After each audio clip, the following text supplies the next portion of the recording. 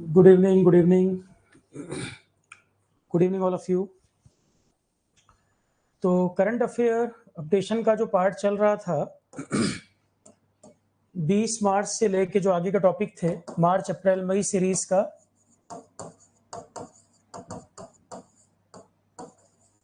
Current affair पहले का हम सब पढ़ चुके थे। मार्च से लेके मई तक का जो डाटा है इसका लेक्चर नंबर 3 आज हम स्टार्ट करने जा रहे हैं। मार्च अप्रैल मई 2025 जो पिछले 2-2.5 महीने का डाटा है वो अभी हमने सीरीज स्टार्ट की थी। 2 लेक्चर हम कर चुके हैं। आज हमारा लेक्चर नंबर 3 पीडीएफ ऑलरेडी आपके फोल्डर में डाल दी है, टेलीग्राम पे भी पीडीएफ अवेलेबल है। लेक्चर हम स्टार्ट करते हैं। कुछ लोग अभी ज्वाइन कर रहे हैं, ज्वाइन कर लें फिर स्टार्ट करें।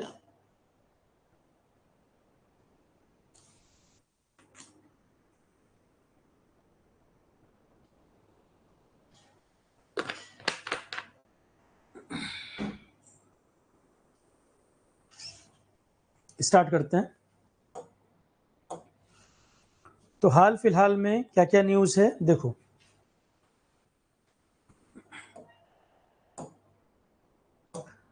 सबसे पहली न्यूज़ ये यूपी स्टेट जीएस जो हमने पढ़ाया था यूपी पीएससी एई के लिए, ये वाली न्यूज़ वहाँ पे ही बताई थी। यूपी लोकल का ही पार्ट थी और वैसे भी एग्जाम में क्वेश्चन आ सकता है।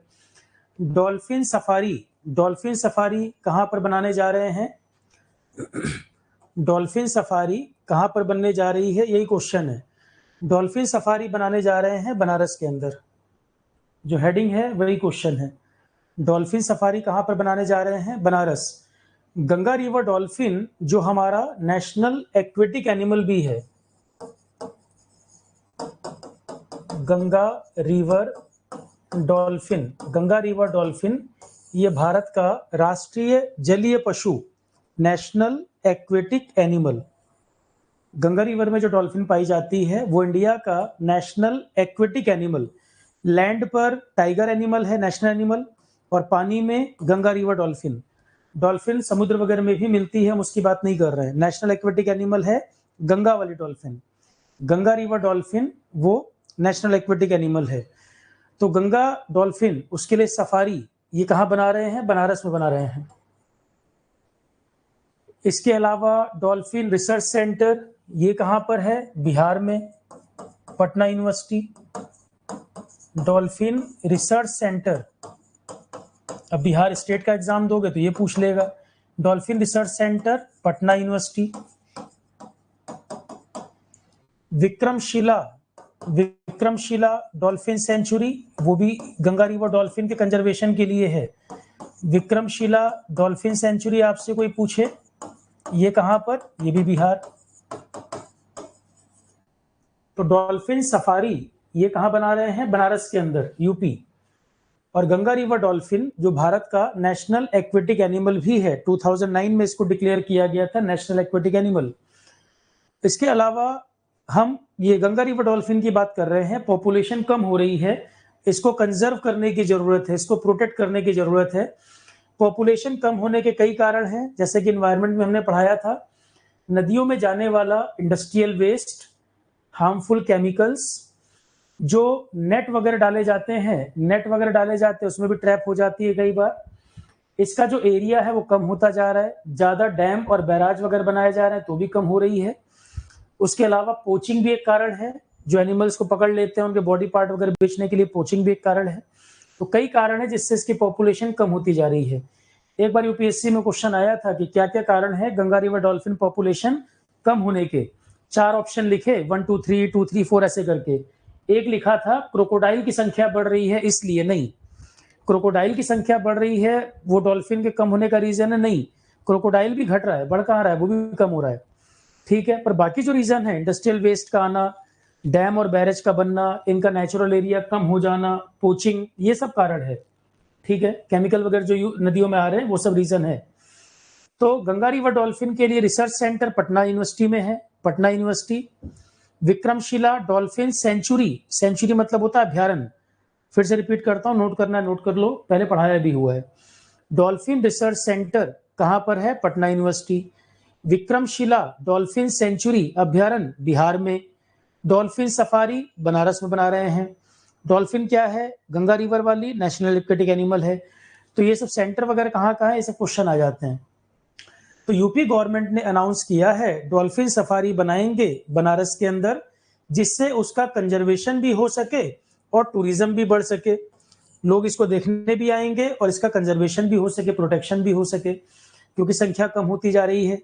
तो डॉल्फिन सफारी बनारस में बन रही है, जिससे गंगा रिवर डॉल्फिन का कंजर्वेशन भी हो सके और नेचुरल जो टूरिज्म है, इको टूरिज्म, वो भी हो सके। The safari will be setup between Kaithi और ढकवा विलेज पड़ता है बनारस में। ये कैथी एंड ढकवा विलेज है, इस एरिया के आसपास बना रहे हैं। यहाँ पे इसकी संख्या ज्यादा पाई जाती है। कैथी और ढकवा विलेज पड़ते हैं बनारस में ही, जहां पर ये बन रही है। डॉल्फिन की संख्या उस एरिया में ज्यादा पाई जाती है। उसके अलावा इनके कंजर्वेशन के लिए कुछ लोगों को भी रखना होगा। डॉल्फिन सफारी जब बनाएंगे तो मैन पावर की भी जरूरत होगी, कुछ लोगों को अपॉइंट किया जाएगा इसके कंजर्वेशन के लिए। उनको डॉल्फिन मित्र कहेंगे, नाम दिया गया, उनको नाम दिया गया डॉल्फिन मित्र। तो गंगा रिवर डॉल्फिन कंजर्वेशन के लिए लोगों का भी अपॉइंटमेंट होगा, उनको नाम दिया गया डॉल्फिन मित्र, डॉल्फिन मित्र। अब यहाँ पे डॉल्फिन की पॉपुलेशन कैसे बढ़े उस पर ध्यान देना, इसके नेचुरल एरिया को प्रोटेक्ट करना, जो टूरिज्म इस एरिया में वो बढ़े, टूरिज्म बढ़े पर इसको नुकसान ना हो, लोगों को अवेयर करना इसके कंजर्वेशन के बारे में, ये सब यहाँ पर काम होगा। डॉल्फिन सफारी जो होगी, यहाँ पर डॉल्फिन की संख्या कैसे बढ़ेगी, इसके एरिया को प्रोटेक्ट करना, इको टूरिज्म को बढ़ावा देना और लोगों को अवेयर करना डॉल्फिन के कंजर्वेशन के संदर्भ में, ये पर्पस है इसका। ठीक। इंडिया पाकिस्तान कन्फ्लिक्ट में अभी कई सारे वेपन न्यूज में थे, वेपन पे भी क्वेश्चन आने के चांस हैं। S-400 सिस्टम, आकाश पढ़ाए हुए हैं सब। INS विक्रांत का क्या, कैसे, किसने बनाया, क्या चीज है, ये सब बताया हुआ है। ब्रह्मोस मिसाइल, तो वेपन अभी कई सारे न्यूज में थे। ज्यादातर वेपन हमने ऑलरेडी पढ़ाए हुए, राफेल के बारे में, डिफेंस में, जीके करंट अफेयर में ही डिफेंस पार्ट में पढ़ चुके हैं ये। अगला टॉपिक, शिलोंग से सिलचर ग्रीनफील्ड कॉरिडोर प्रोजेक्ट। मैंने बताया नॉर्थ ईस्ट एरिया बहुत सेंसिटिव है और क्या सिक्योरिटी कंसर्न है हमारे लिए बताया। तो नॉर्थ ईस्ट के एरिया में लगातार कनेक्टिविटी इंप्रूव करने पे काम हो रहा है।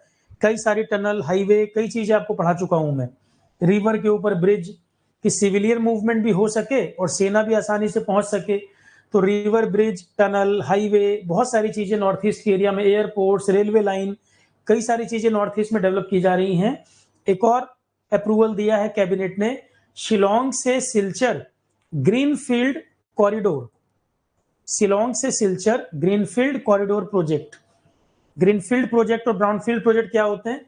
ग्रीनफील्ड प्रोजेक्ट वो होते हैं जिनको स्क्रैच लेवल से डेवलप करना पड़ता है, कि वहां पर कुछ भी नहीं है और आपको सब कुछ बनाना है, ऐसे प्रोजेक्ट को ग्रीनफील्ड कहते हैं। ब्राउनफील्ड का मतलब होता है वहां पर कुछ ऑलरेडी था, आप उसको और इंप्रूव कर रहे हो, पहले से स्ट्रक्चर था, आप उसको और इंप्रूव कर रहे हैं, उसे बोलते हैं ब्राउनफील्ड। तो Shillong Silchar greenfield corridor project, ये जो ग्रीनफील्ड प्रोजेक्ट बनाया जा रहा है, 4 लेन का बनेगा, ये 4 लेन का हाईवे बनेगा। और ग्रीनफील्ड का मतलब है स्क्रैच लेवल से डेवलप होगा, अभी कुछ नहीं है, स्क्रैच लेवल से बनाया जाएगा। ब्राउनफील्ड का मतलब होता पहले से था कुछ, उसको और अपग्रेड कर रहे हैं और उस पर डेवलप कर रहे हैं। एग्जिस्टिंग स्ट्रक्चर के ऊपर कुछ बना रहे हैं तो ब्राउनफील्ड, स्क्रैच लेवल से बना रहे हैं तो ग्रीनफील्ड। ठीक।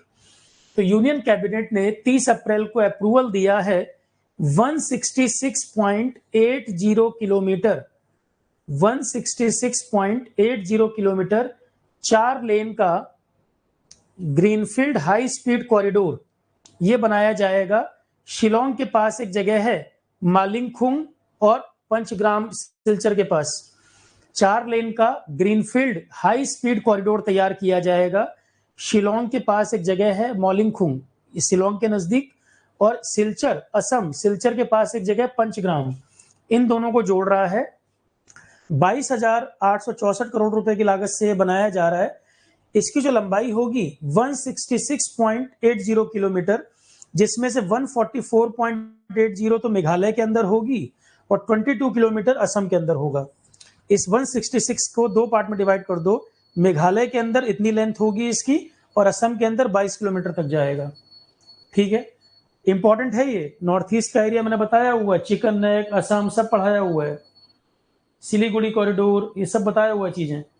तो नॉर्थ ईस्ट का जो एरिया है बहुत सेंसिटिव है, सिक्योरिटी लिहाज से भी, कनेक्टिविटी भी हमें इंप्रूव करनी है, सिविलियन मूवमेंट, मिलिट्री मूवमेंट सब आसानी से हो पाए, डेवलपमेंट हो पाए।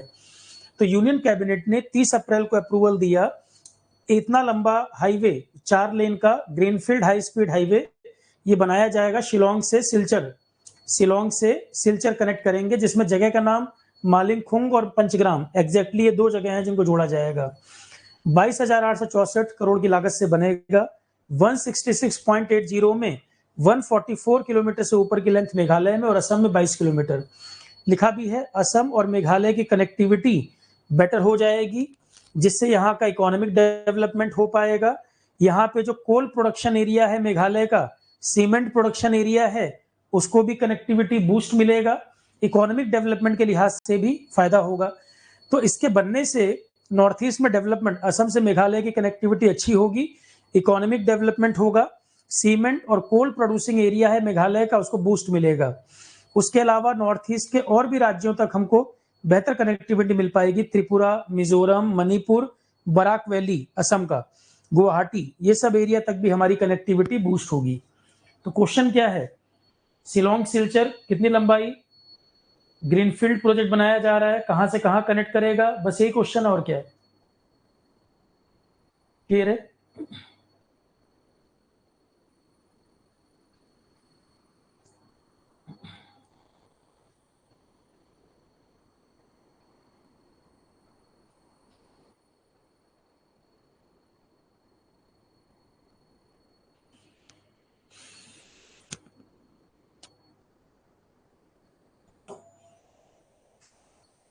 अगला पॉइंट, और सरकार का जो विजन है आत्मनिर्भर भारत, आत्मनिर्भर भारत में बहुत सारे काम होने हैं, उसका विजन भी रिफ्लेक्ट हो रहा है। आत्मनिर्भर भारत जो प्रोग्राम है, आत्मनिर्भर भारत को भी सपोर्ट मिल रही है,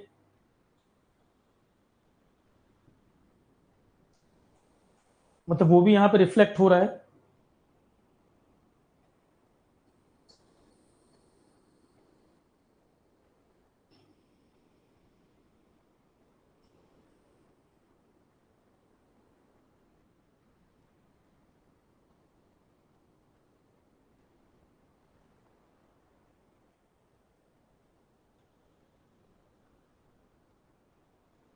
नेक्स्ट पॉइंट, तो ग्रीन फील्ड प्रोजेक्ट क्या होते हैं, ब्राउन फील्ड प्रोजेक्ट क्या होते हैं।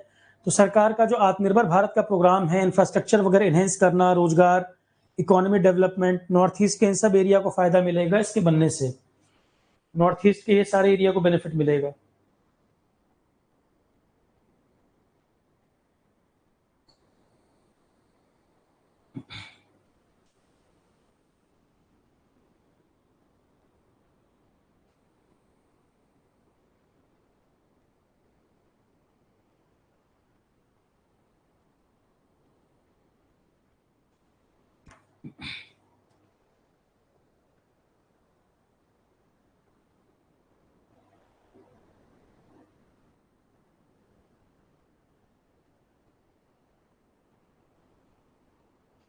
आगे बढ़े,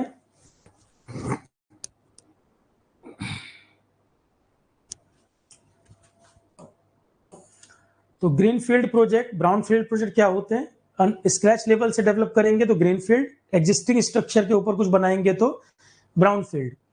इसमें एक और क्वेश्चन बनता है, अब देखो यहाँ पे शिलोंग और सिलचर को आप कनेक्ट करने की बात कर रहे हैं, एक एरिया है मेघालय का और एक एरिया है असम का, एक एरिया मेघालय का, एक असम का। तो मेघालय और असम के बीच में कुछ समय पहले एक बॉर्डर डिस्प्यूट को भी रिजॉल्व किया गया था। अगर ये सवाल आ जाए कि कौन से 2 स्टेट के बीच में कुछ समय पहले पीस एग्रीमेंट, बॉर्डर डिस्प्यूट को रिजॉल्व किया गया था, असम मेघालय, गृह मंत्री अमित शाह का उसमें बड़ा इंपॉर्टेंट रोल रहा था। असम मेघालय, अगर ये क्वेश्चन आ जाए, रिजोल्यूशन ऑफ बॉर्डर डिस्प्यूट, कुछ समय पहले ये चर्चा में रहा, तो असम मेघालय का बॉर्डर डिस्प्यूट भी रिजॉल्व हुआ कुछ समय पहले, इसलिए अब डेवलपमेंट वगैरह भी थोड़ा स्पीडली हो पाएगा, तेजी से हो पाएगा। तो असम मेघालय के बीच में बॉर्डर डिस्प्यूट भी रिजॉल्व किया गया कुछ समय पहले, अभी एक एग्जाम में आ भी गया था, पढ़ा भी चुके हैं पहले।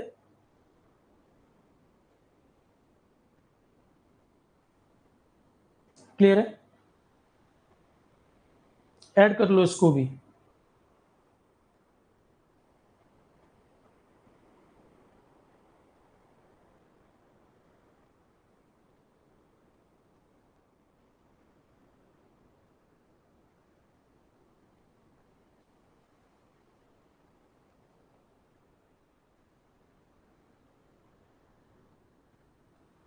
नेक्स्ट पॉइंट,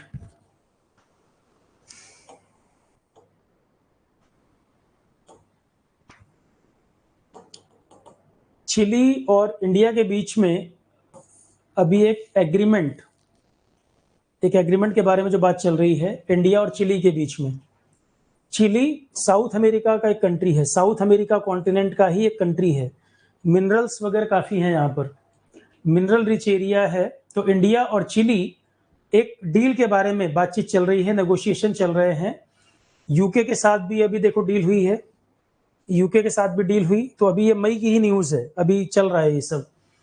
तो इंडिया ने फाइनलाइज किए नेगोशिएशन फ्री ट्रेड एग्रीमेंट के लिए।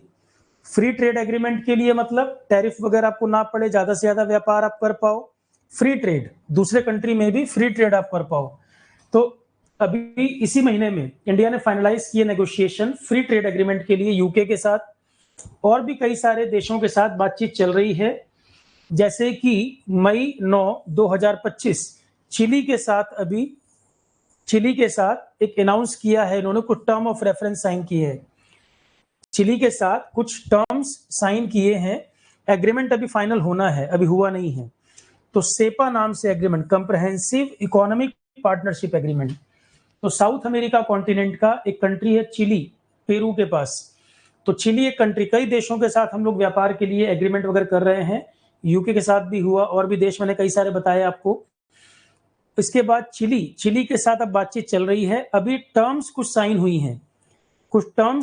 हैं, अभी 26 मई के आसपास कोई बैठक होनी है, जहां पर ये मेन मुद्दा है, CEPA, comprehensive economic partnership agreement Chile के साथ होने जा रहा है, अभी फाइनल नहीं है, होने जा रहा है। तो टर्म्स कुछ साइन हुई हैं और अभी ये एग्रीमेंट के बारे में बातचीत चल रही है, सेपा इसका नाम है। पहले से भी कुछ एग्रीमेंट हैं, प्रेफरेंशियल ट्रेड एग्रीमेंट, तो जो पुराने एग्रीमेंट हैं उनको और एक्सटेंड किया जा रहा है फ्री ट्रेड एग्रीमेंट करने जैसा। पुराने भी एग्रीमेंट है, चिली के साथ हमारा बिजनेस ऑलरेडी होता है, उस एग्रीमेंट को और अपग्रेड कर रहे हैं और अपडेट कर रहे हैं, और उसमें बेनिफिट्स वगैरह बढ़ाए जाएंगे। तो सेपा जो है, जो ये कंप्रहेंसिव इकोनॉमिक पार्टनरशिप एग्रीमेंट है, वो पहले से एक एग्रीमेंट चल रहा है चिली के साथ, पीटीए नाम से, एग्जिस्टिंग एग्रीमेंट पीटीए है, उसी को और अपग्रेड करके सेपा में लाएंगे, मतलब और ट्रेड को बढ़ाना है। तो सेपा जो एग्रीमेंट है उसका उद्देश्य होगा, जो एग्जिस्टिंग पीटीए एग्रीमेंट चल रहा है दोनों के बीच में, उसको और ब्रॉड कर दिया जाए, उसमें और सारी चीजें जोड़ दी जाए, digital service, investment proportion, cooperation, MSME, minerals, कई सारी चीजों को और बढ़ाना है, इकोनॉमिक कोऑपरेशन वगैरह जो है उनको और इनहेंस करना है। इंडिया का बायलेटरल ट्रेड चिली के साथ 2024-25 में इतना व्यापार, $3.6 बिलियन का व्यापार हुआ, फरवरी 25 तक का डाटा अगर देखें, ये 2016-17 के व्यापार का दुगना है। 2024-25 में 3.6 बिलियन डॉलर का व्यापार हुआ है, जो कि 16-17 के व्यापार से कंपेयर करें तो डबल है। क्लियर?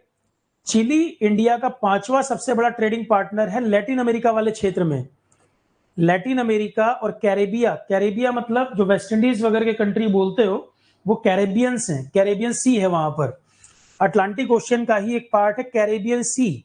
तो कैरेबियन सी में जो आइलैंड कंट्रीज हैं उनको कैरेबियन बोलते हैं, त्रिनिदाद टोबैगो, बरमूडा, कई सारे जो कंट्री हैं वहां पर ये वाले, इनको कैरेबियंस बोलते हैं, वेस्ट इंडीज वगैरह के जो आइलैंड वगैरह बोलते हो आप। तो लैटिन अमेरिका और कैरेबिया के क्षेत्र में अगर बात करें तो चिली भारत का 5वां सबसे बड़ा ट्रेडिंग पार्टनर है। मैं दुनिया का नहीं बोल रहा हूं, मैं कह रहा हूं लैटिन अमेरिका और कैरेबिया क्षेत्र की अगर बात करें तो चिली भारत का 5वां सबसे बड़ा ट्रेडिंग पार्टनर है। चिली जाना जाता है, कॉपर के डिपॉजिट्स बहुत हैं, लिथियम के काफी डिपॉजिट्स हैं, लिथियम ट्रायंगल पढ़ा चुका हूं कई बार, लिथियम ट्रायंगल, कौन कौन से कंट्री में लिथियम डिपॉजिट ज्यादा, तो लिथियम के भी रिजर्व काफी हैं और क्रिटिकल मिनरल्स भी जो भारत को जरूरी है इंडस्ट्रियल ग्रोथ के लिए और सस्टेनेबल एनर्जी ट्रांजिशन के लिए भी। भाई चिली के साथ ये एग्रीमेंट हमें फायदा कैसे करेगा? जो कॉपर, लिथियम, कई सारे मिनरल्स हमें मिल पाएंगे जो इंडस्ट्रियल ग्रोथ और सस्टेनेबल एनर्जी ट्रांजिशन के लिए जरूरी है। तो फ्री ट्रेड डील अगर ये फाइनल हो जाती है दोनों के बीच में तो इंडिया को इसका काफी बेनिफिट मिलेगा। जैसे इलेक्ट्रिक व्हीकल्स के क्षेत्र में, रिन्यूएबल एनर्जी के क्षेत्र में, चिप मेकिंग में कई सारे आपको मिनरल जरूरत पड़ती है, वो आपको यहाँ सप्लाई मिल जाएगी। तो फ्री ट्रेड डील अगर हो जाती है तो इंडिया को कम दाम पे, कम कॉस्ट में मिनरल्स मिल जाएंगे। Electric mobility, renewable energy, electronic manufacturing sector को बूस्ट मिलेगा। पर क्या इससे पहले हमारे एग्रीमेंट चिली के साथ नहीं है? पहले से भी कुछ एग्रीमेंट चल रहे हैं, पर फ्री ट्रेड हमारा फोकस है। सेपा जो एग्रीमेंट है फ्री ट्रेड की तरफ हमारा फोकस है। ऊपर सेपा एग्रीमेंट जो हम ट्राई कर रहे हैं कि साइन हो जाए इसके साथ, शायद इसकी 26 मई के आसपास कुछ बैठक होनी है। अभी कुछ टर्म्स साइन हुए हैं, अब इस एग्रीमेंट पे नेगोशिएशन चल रहा है। तो सेपा अगर साइन हो जाएगा और फ्री ट्रेड एग्रीमेंट अगर चिली के साथ हमारा हो जाता है तो कम कॉस्ट पे हमें ये सब चीजें मिल पाएंगी, टैरिफ वगैरह एक्स्ट्रा हमें नहीं पड़ेंगे। पर क्या इंडिया चिली पहले से व्यापार नहीं कर रहे? पहले से भी व्यापार होता है, पहले से भी व्यापार हो रहा है। इंडिया चिली 2005 में भी व्यापार हुआ था, ये एग्रीमेंट हुआ था। उसके बाद इसको एक्सटेंड कर दिया था, टाइमलाइन बढ़ा दी गई थी। चिली के राष्ट्रपति जब भारत आए थे तो उन्होंने ये इच्छा जाहिर की थी कि फ्री ट्रेड एग्रीमेंट जैसा हमारे बीच में कुछ होना चाहिए। चिली के राष्ट्रपति भारत आए थे पीएम मोदी के इन्विटेशन पर अप्रैल 2025। तो यहाँ पर इच्छा जताई गई कि इंडिया चिली के बीच में इस तरह का कुछ बूस्ट होना चाहिए, ट्रेड को इस तरह का कुछ एग्रीमेंट होना चाहिए। जबकि एग्रीमेंट कुछ कुछ तो पहले से भी चल रहे हैं, पर सेपा एग्रीमेंट फ्री ट्रेड जैसी जो बात है, यहाँ के राष्ट्रपति चिली के Gabriel boric font PM Modi के इन्विटेशन पे अप्रैल में भारत आए, जहां पर इसकी रूपरेखा, इसके बारे में डिस्कशन हुआ। तो अभी फाइनल नहीं, अभी सेपा साइन होना है, टर्म्स वगैरह कुछ साइन हुए हैं, अब उस पर नेगोशिएशन चल रहा है कि क्या उसका फॉर्मेट होगा, किस तरह से वो वर्क करेगा दोनों कंट्री के बीच में। तो चिली के साथ इंडिया एक बड़ा एग्रीमेंट करने जा रहा है, फाइनल हो जाएगा तो इंडिया को मिनरल्स के पॉइंट ऑफ व्यू से काफी बेनिफिट मिलेगा। यहाँ पर ये क्वेश्चन किसी एग्जाम में देखो आने वाला है, अभी जो हम डिस्कस कर रहे हैं पीएम सूर्य घर, पहले भी पढ़ाया हुआ है, थोड़ा सा और डिटेल कर दिया है मैंने। यहाँ पर ये क्वेश्चन किसी एग्जाम में आएगा, यूपीएससी में आने के चांस तो बहुत ज्यादा है, और भी एग्जाम में पूछ सकता है। पीएम मोदी ने 13 फरवरी 2024 को इनॉग्रेशन किया एक योजना, पीएम सूर्य घर मुफ्त बिजली योजना। तो पहले तो नाम से ही समझ में आ जाए कुछ चीजें। पीएम सूर्य घर, घरों में जिनके पास छत पे जगह है वो सोलर पैनल लगाएं, सोलर पैनल लगाएं। सोलर पैनल लगाएंगे, सोलर पैनल इनिशियल कॉस्ट लोगों को महंगी पड़ती है तो गवर्नमेंट सब्सिडी देगी। गवर्नमेंट सब्सिडी देगी, 1 किलोवाट है कि 2 किलोवाट है, जितना कैपेसिटी का लगाएंगे, भाई एरिया पे डिपेंड करेगा, उसके अकॉर्डिंग गवर्नमेंट सब्सिडी देगी। जितनी बिजली बनाएंगे उसमें आपको भी फ्री पड़ रही है, जो बिजली आप बना रहे हैं आपको भी फ्री पड़ रहा है। और दूसरा, एडिशनल बचे तो गवर्नमेंट को बेच भी सकते हैं, एडिशनल बचे तो गवर्नमेंट को बेच भी सकते हैं। तो किस मंत्रालय के अंतर्गत आता है ये प्रोग्राम? 13 फरवरी 2024 को इस योजना को पीएम ने लॉन्च किया और 29 फरवरी को सरकार ने अप्रूवल दे दिया। 13 फरवरी को पीएम मोदी ने इसको लॉन्च किया और 29 फरवरी को गवर्नमेंट से इसको अप्रूवल भी मिल गया। तो पीएम सूर्य घर मुफ्त बिजली योजना 1 करोड़ घरों को कवर करना है। सोलर पैनल जो लगने हैं, अभी टारगेट है 1 करोड़ घर, 1 करोड़ घरों को इसमें कवर करना है, पहला टारगेट है। तो 29 फरवरी 2024 गवर्नमेंट ने अप्रूवल दिया है दुनिया का सबसे बड़ा डोमेस्टिक रूफटॉप सोलर इनिशिएटिव। अब क्योंकि दुनिया का सबसे बड़ा प्रोग्राम है तो भाई हमारे यहाँ के क्वेश्चन में तो पूछेगा ही।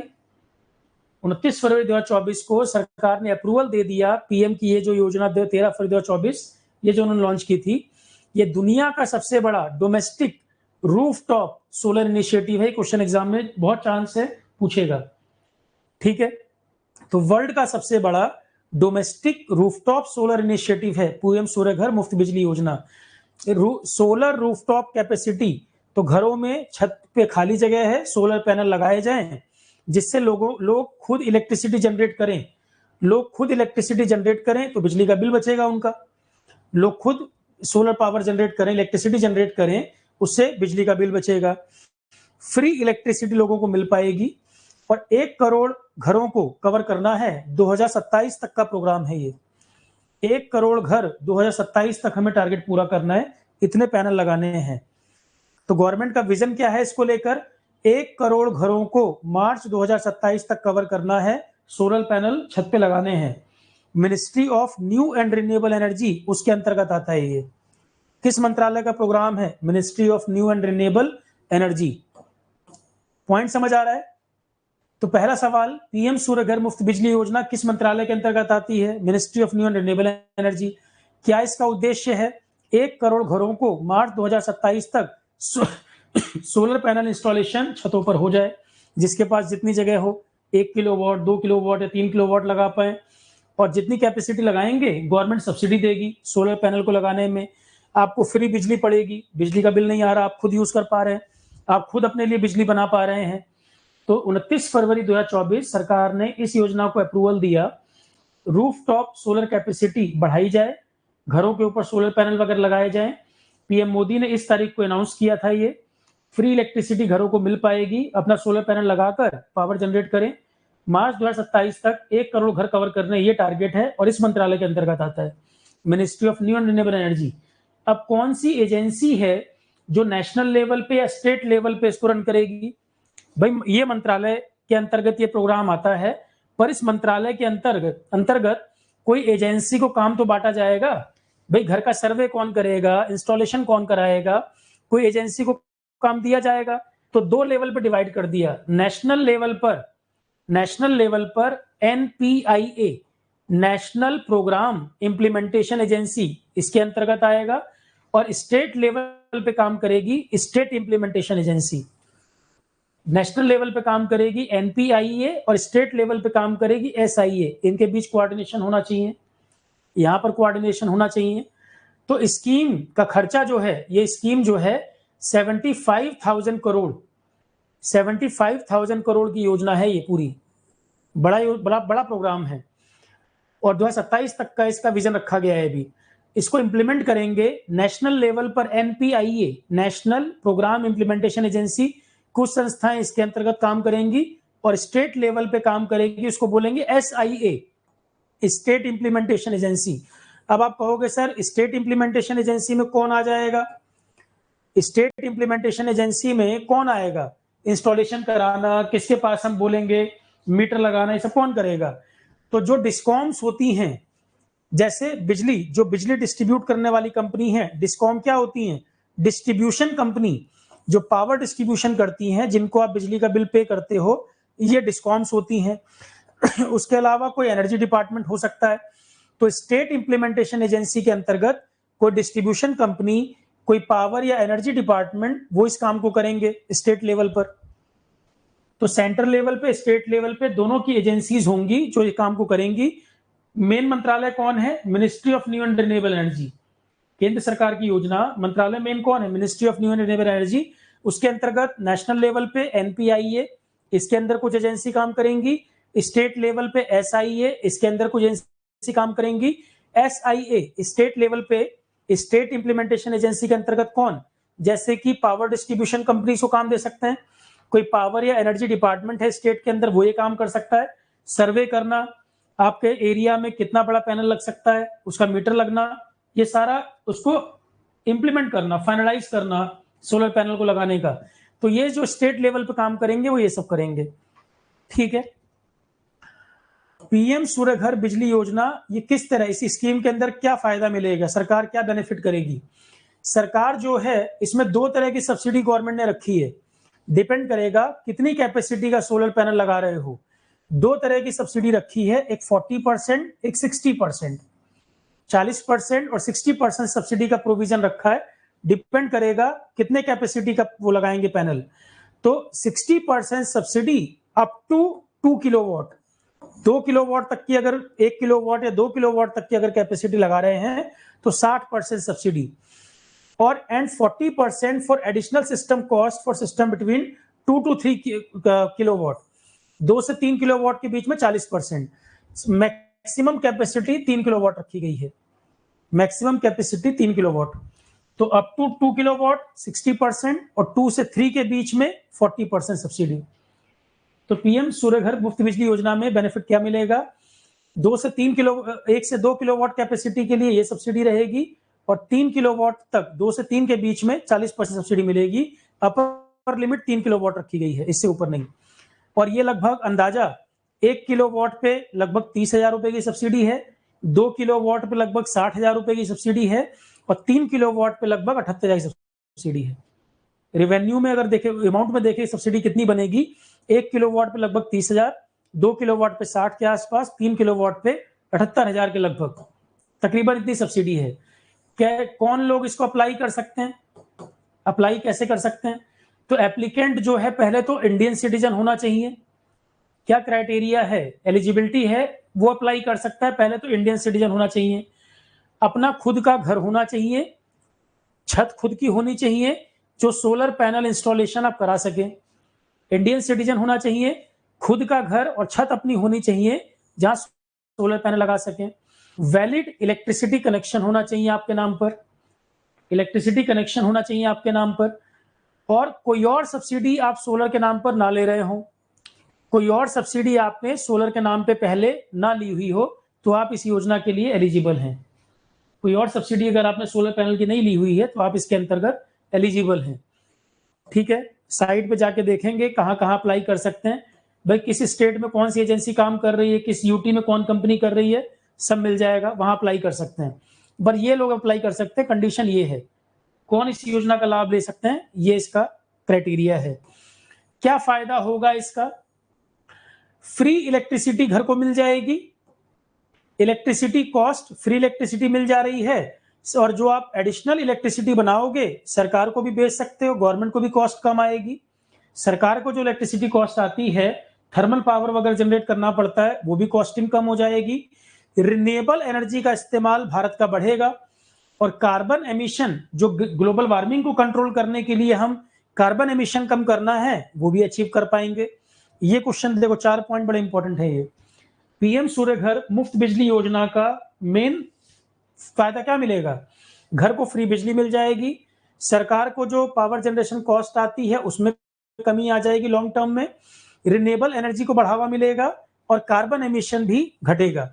ये 4 मुख्य फायदे होंगे इस योजना के। क्वेश्चन आएगा, मैं बता रहा हूं बार बार, इस पर क्वेश्चन ईएस वगैरह में बहुत उम्मीद है कि आ जाए, सिविल्स में आने के बहुत चांस हैं, ईएस में आ सकता है, और भी छोटे मोटे एग्जाम। अच्छा, जब मैं यूपीएससी बोलता हूं तो ये मैं समझना कि और एग्जाम के मतलब का नहीं है भाई। और एग्जाम में और यूपीएससी में क्या अंतर? और एग्जाम में पूछ देगा पीएम सूर्य घर मुफ्त बिजली योजना का टारगेट ईयर कब का है, कितने घर कवर कर रहे हैं, या उसका एडवांटेज क्या है।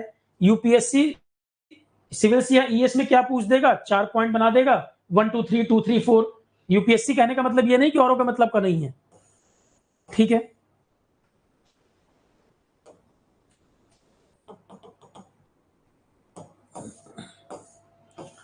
तो पीएम सूर्य घर मुफ्त बिजली योजना के कुछ बेनिफिट्स हैं। जैसे मैंने बताया, फ्री इलेक्ट्रिसिटी मिल जाएगी घर के लिए, सरकार सब्सिडी भी दे रही है पैनल लगाने में, जो आप पावर जनरेट कर रहे हो आप यूज भी कर ले रहे हो। उसके अलावा सरकार को भी कॉस्ट कम पड़ेगी, थर्मल और कम यूज करना पड़ेगा, जितना पावर हम यहाँ से कवर कर लें।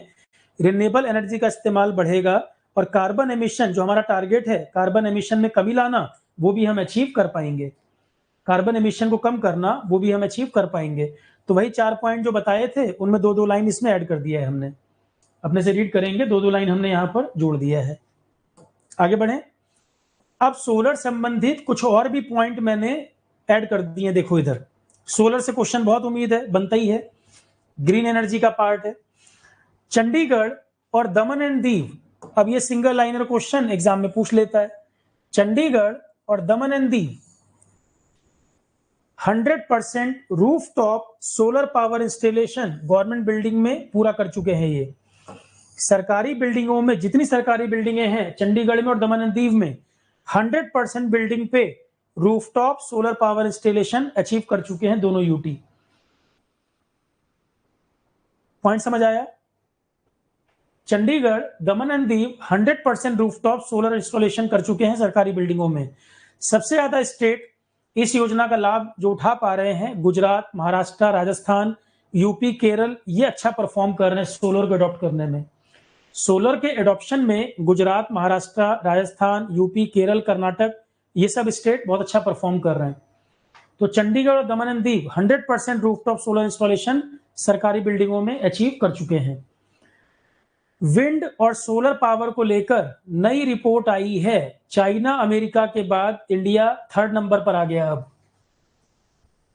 अब इंडिया की पोजीशन हो चुकी है 3rd। चाइना, अमेरिका के बाद जर्मनी नंबर 3 पे था, उसको हमने रिप्लेस कर दिया है। जर्मनी को पीछे छोड़ते हुए भारत का स्थान अब 3रा हो गया है, विंड में भी सोलर में भी, नई रिपोर्ट के अनुसार। क्लियर है? तो India now become 3rd largest producer of wind and solar power. तो हेडिंग जो है वो क्वेश्चन है, थोड़ा सा देख ले क्या अचीव किया हमने। एक नई रिपोर्ट जो 8 अप्रैल 2025 को पब्लिश हुई है, जिसमें बताया गया इंडिया दुनिया का 3रा सबसे बड़ा प्रोड्यूसर हो गया है विंड और सोलर एनर्जी में, जर्मनी को पीछे छोड़ते हुए। जो रिपोर्ट आई है वो 6ठा एडिशन है उस रिपोर्ट का, 6ठी बार ये रिपोर्ट पब्लिश की गई है। तो एक कोई एजेंसी है एम्बर्स ग्लोबल इलेक्ट्रिसिटी रिव्यू करके, एजेंसी का नाम छोड़ो, एक थिंक टैंक है, एक एजेंसी है एम्बर ग्लोबल इलेक्ट्रिसिटी रिव्यू। बहुत सारी संस्थाएं दुनिया में, बहुत सारे रिपोर्ट आते हैं। तो कोई एजेंसी है, उसकी 6ठी रिपोर्ट है ये। 5 रिपोर्ट पहले भी आ चुकी है, 6ठी रिपोर्ट इस बार इन्होंने जारी की है। इस रिपोर्ट में बताया गया है कि इंडिया 3रे नंबर पर आ गया। अब इसमें दुनिया का और इंडिया का सारी बातें लिखी गई हैं। क्या कह रहे हैं ये? विंड और सोलर ये दोनों मिलकर ग्लोबल इलेक्ट्रिसिटी का 15% पूरा करते हैं। ग्लोबल दुनिया में जितना पावर जनरेशन हो रहा है, सोलर और विंड मिलकर 15% पूरा कर रहे हैं, जिसमें इंडिया कितना कर रहा है? 10%। इंडिया का शेयर 10% है। सोलर और विंड का इंडिया का शेयर 10% है। तो सोलर और विंड का दुनिया में 15% जनरेशन है, इंडिया का खुद का 10% है।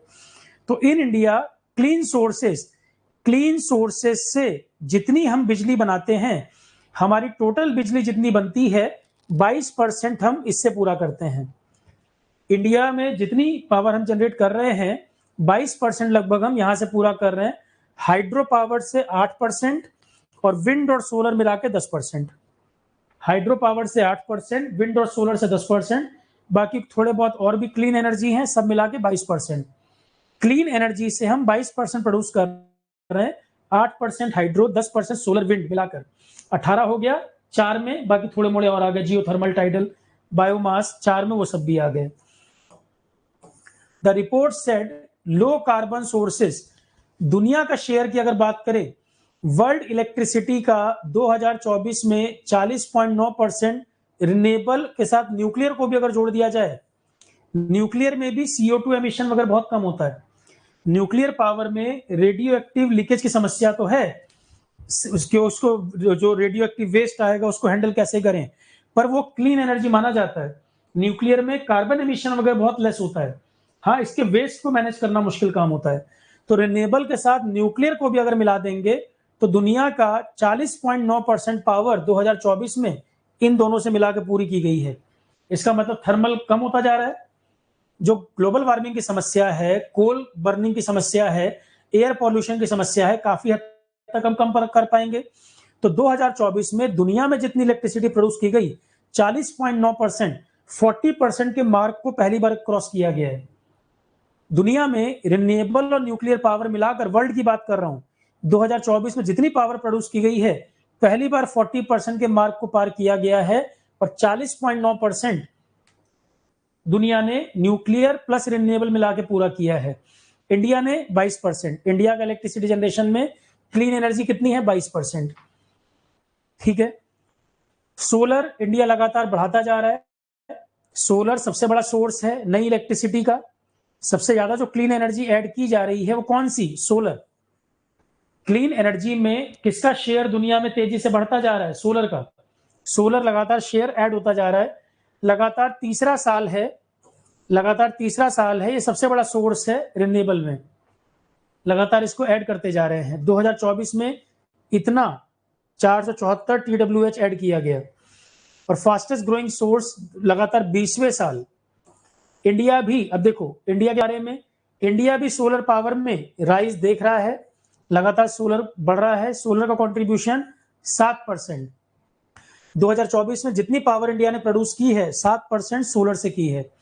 2001 की तुलना में डबल कर दिया जनरेशन इंडिया ने। 24 गीगावाट 2024 में ऐड किया गया है। 24 गीगावाट कैपेसिटी 2024 में ऐड की गई है सोलर में।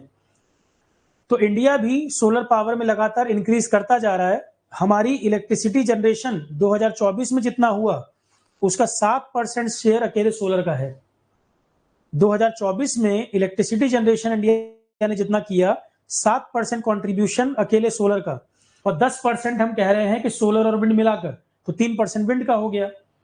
हमारे टोटल पावर जनरेशन में 7% सोलर और 10% सोलर एंड विंड मिला के बोला है, तो विंड कितना हो गया 3%। सोलर का कंट्रीब्यूशन 7%, तो विंड का कितना है 2024 में 3%। ये दोनों मिला के 10% हम यहीं से पूरा कर ले रहे हैं। और इंडिया ने 24 गीगावाट सोलर कैपेसिटी बढ़ाई है 2024 के अंदर। पावर जनरेशन जितना हम करते हैं 24 गीगावाट हमने ऐड और किया है। और तीसरा सबसे बड़ा जनरेशन इंडिया कर रहा है चाइना और यूएस के बाद। अभी हमसे आगे दो कंट्री हैं, चाइना और यूएस। चाइना और यूएस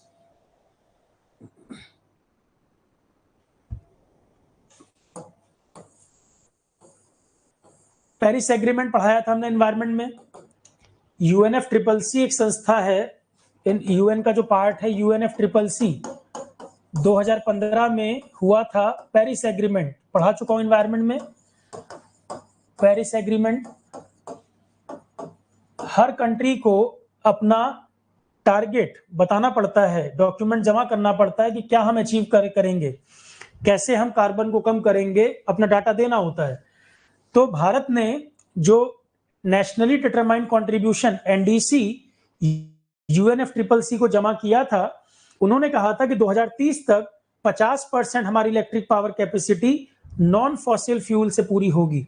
हालांकि ये टारगेट पूरा होगा नहीं, डिले हो गया है। ये अभी करंट लेवल पे हम जहां पर हैं ये अचीव हो नहीं पाएगा। तो जो हमने UNFCCC में अपना ये डॉक्यूमेंट जमा किया था, उस डॉक्यूमेंट का नाम है NDC, nationally determined contribution. Paris agreement पढ़ाया हुआ एनवायरमेंट में। तो nationally determined contribution NDC UNFCCC को जो हम जमा किए 2022 में, उसमें हमने कहा था कि 2030 तक हम अपनी पावर 50% नॉन फॉसिल सोर्स से अचीव करेंगे। पर ये टारगेट फेल होता दिख रहा है। अभी हम इससे पीछे चल रहे हैं। 2025 तक का अगर डाटा देखें तो हम इस टारगेट से पीछे चल रहे हैं। 2021 में गवर्नमेंट ने क्या कहा था, 500 गीगावाट पावर हम नॉन फॉसिल सोर्स से अचीव करेंगे 2030 तक, पर ये पूरा होता हुआ दिख नहीं रहा है। 500 गीगावाट जनरेशन हमारा नॉन फॉसिल फ्यूल से 2030 तक पूरा करना है। कितना कितना किससे था वो लिखवाया भी था मैंने, ब्रेकअप इसका। 500 गीगावाट में कितना कितना किससे करेंगे वो लिखवा रखा है। दीपक कुमार एनवायरमेंट नहीं पढ़ा आपने? करंट अफेयर का मतलब यही होता है, जो सब्जेक्ट पहले बैकग्राउंड पढ़ चुके हो उसी का अपडेशन। अब मैं दोबारा से पूरा पेरिस एग्रीमेंट पढ़ाना शुरू कर दूं? करंट अफेयर का मतलब यही होता है कि बेसिक चीजें पढ़े हुए हो उसी को अपडेट करना है। जीके नहीं पढ़ोगे, एनवायरमेंट वगैरह नहीं पढ़ोगे तो अपडेशन कैसे होगा? UNFCCC UN framework convention on climate change, environment का चैप्टर नंबर 3 उसके लास्ट में पढ़ाया ये सब, चैप्टर नंबर 3 के लास्ट में। UN framework convention on climate change United nation की ही कन्वेंशन है, जिसकी हर साल मीटिंग कराई जाती है। क्या पर्पस होता है? ग्रीन हाउस गैस के एमिशन को कम करना। ग्रीन हाउस गैस के एमिशन को कम करना, ये इसका टारगेट होता है। इसकी मीटिंग को ही कहते हैं कॉप। हर साल जो इसकी मीटिंग होती है उसे ही कहते हैं कॉप। बताया था लास्ट टाइम दुबई में हुआ, फिर बाकू में हुआ। अभी दुबई में, बाकू में, वेन्यू भी लिखवाया था। और करंट अफेयर में कहा भी था क्वेश्चन आएगा इस पर, आया भी था एक एग्जाम में। अभी बाकू में मीटिंग हुई। तो UNFCCC यूनाइटेड नेशन का ही कन्वेंशन जो क्लाइमेट चेंज के बारे में काम करता है, मतलब ग्रीन हाउस गैस में कमी कैसे लाई जाए। और इसकी हर साल जो मीटिंग होती है उसको कॉप कहते हैं। दुबई में, बाकू में हाल फिलहाल में हुई। क्योटो प्रोटोकॉल पढ़ाया आपने, वो भी इसी का पार्ट है। पेरिस एग्रीमेंट वो भी इसी का पार्ट है। तो 2015 में पेरिस एग्रीमेंट जब हुआ था, वहीं पर एक डॉक्यूमेंट तय हुआ NDC नाम का, कि कंट्री को ये NDC जमा करना होगा हर 5-5 साल के लिए। आपको अपना ये डॉक्यूमेंट जमा करना होगा कि कैसे कम करोगे बताओ। तो इंडिया ने जो डॉक्यूमेंट जमा किया था उसमें इंडिया ने कहा था कि 2030 तक हम 50% पावर नॉन फॉसिल फ्यूल से पूरी करेंगे, पर इस टारगेट से हम पीछे चल रहे हैं अभी। ठीक। और गवर्नमेंट ने कहा कि 500 gigawatt non fossil fuel capacity हम अचीव कर लेंगे। इसका ब्रेकअप वगैरह भी लिखवाया है मैंने, सोलर से कितना, विंड से कितना, ब्रेकअप भी पढ़ाया हुआ है। ठीक है, तो ये टारगेट पूरा होता हुआ दिख तो नहीं रहा, पर तो भी इंडिया परफॉर्म ठीक कर रहा है। परफॉर्म इंडिया ठीक कर रहा है, पर ये टारगेट अभी लग रहा है कि थोड़ा डिले हो सकता है, पर परफॉर्मेंस वाइज इंडिया ठीक चल रहा है। क्लियर है। अब करंट परफॉर्मेंस इस समय अगर देखें तो टॉप 3 स्टेट सोलर में, सोलर पावर में हमारे टॉप 3 स्टेट कौन है? राजस्थान, गुजरात, कर्नाटक। अब मैंने यहां पे अपनी तरफ से एक नोट लिख दिया है कि भाई क्वेश्चन आ जाए सोलर पावर सबसे ज्यादा कौन जनरेट कर रहा है। राजस्थान की कैपेसिटी अभी 18.7 गीगावाट हो चुकी है। राजस्थान अकेले 18.7 गीगावाट पूरा कर रहा है। गुजरात 10.13 के साथ दूसरे स्थान पे है, और कर्नाटक 9.05 के साथ तीसरे स्थान पे है। कर्नाटक 9.05 प्रोड्यूस कर रहा है। तो टॉप 3 स्टेट सोलर में ये तीनों हैं, 9.05 गीगावाट। तो राजस्थान इस समय टॉप स्टेट है सोलर पावर में। भाडला सोलर पार्क दुनिया के सबसे बड़े सोलर पार्क में से एक। जब ये बना था उस समय वर्ल्ड का टॉप पर हो गया था, नंबर 1 हो गया था। अभी चाइना वगैरह कुछ बना रहे हैं, ऑपरेशनल होने वाले हैं, वो इससे भी ज्यादा क्षमता के बना रहे हैं। पर वर्ल्ड में अगर टॉप 5 देखोगे तो भाडला वर्ल्ड में इवन टॉप 3 में आएगा। ऑपरेशनल जो है, कुछ अभी अंडर कंस्ट्रक्शन है, तो अभी वो जब बनेंगे तब देखा जाएगा। अभी फिलहाल वर्ल्ड का कैपेसिटी ऑपरेशनल जो हो चुके हैं 1 या 2 पे ही है अभी भी भाडला। कोई अगर एक आध हफ्ते में ऑपरेशनल होगा अलग बात है, 1 या 2 पे ही है भाडला। तो राजस्थान का भाडला जो है दुनिया के सबसे बड़े सोलर पार्क में से एक, दुनिया के सबसे बड़े सोलर पार्क में से एक। तो राजस्थान की पूरी क्षमता है 18.7। गुजरात इस समय 10.13 पे है, गुजरात 10.13 पे, और कर्नाटक है 9.05। कर्नाटक है 9.05। विंड एनर्जी में बात कर ले, विंड एनर्जी में गुजरात टॉप पर है अभी। तमिलनाडु हुआ करता था पहले, गुजरात अभी टॉप पर है। विंड एनर्जी में भी लिख दिया हमने टॉप 3 कौन है। गुजरात 12,368 मेगावाट प्रोड्यूस कर रहा है विंड से।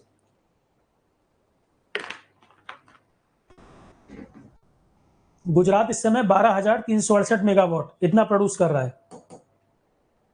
कच्छ एरिया वगैरह में एशिया का सबसे बड़ा विंड फार्म लगा है।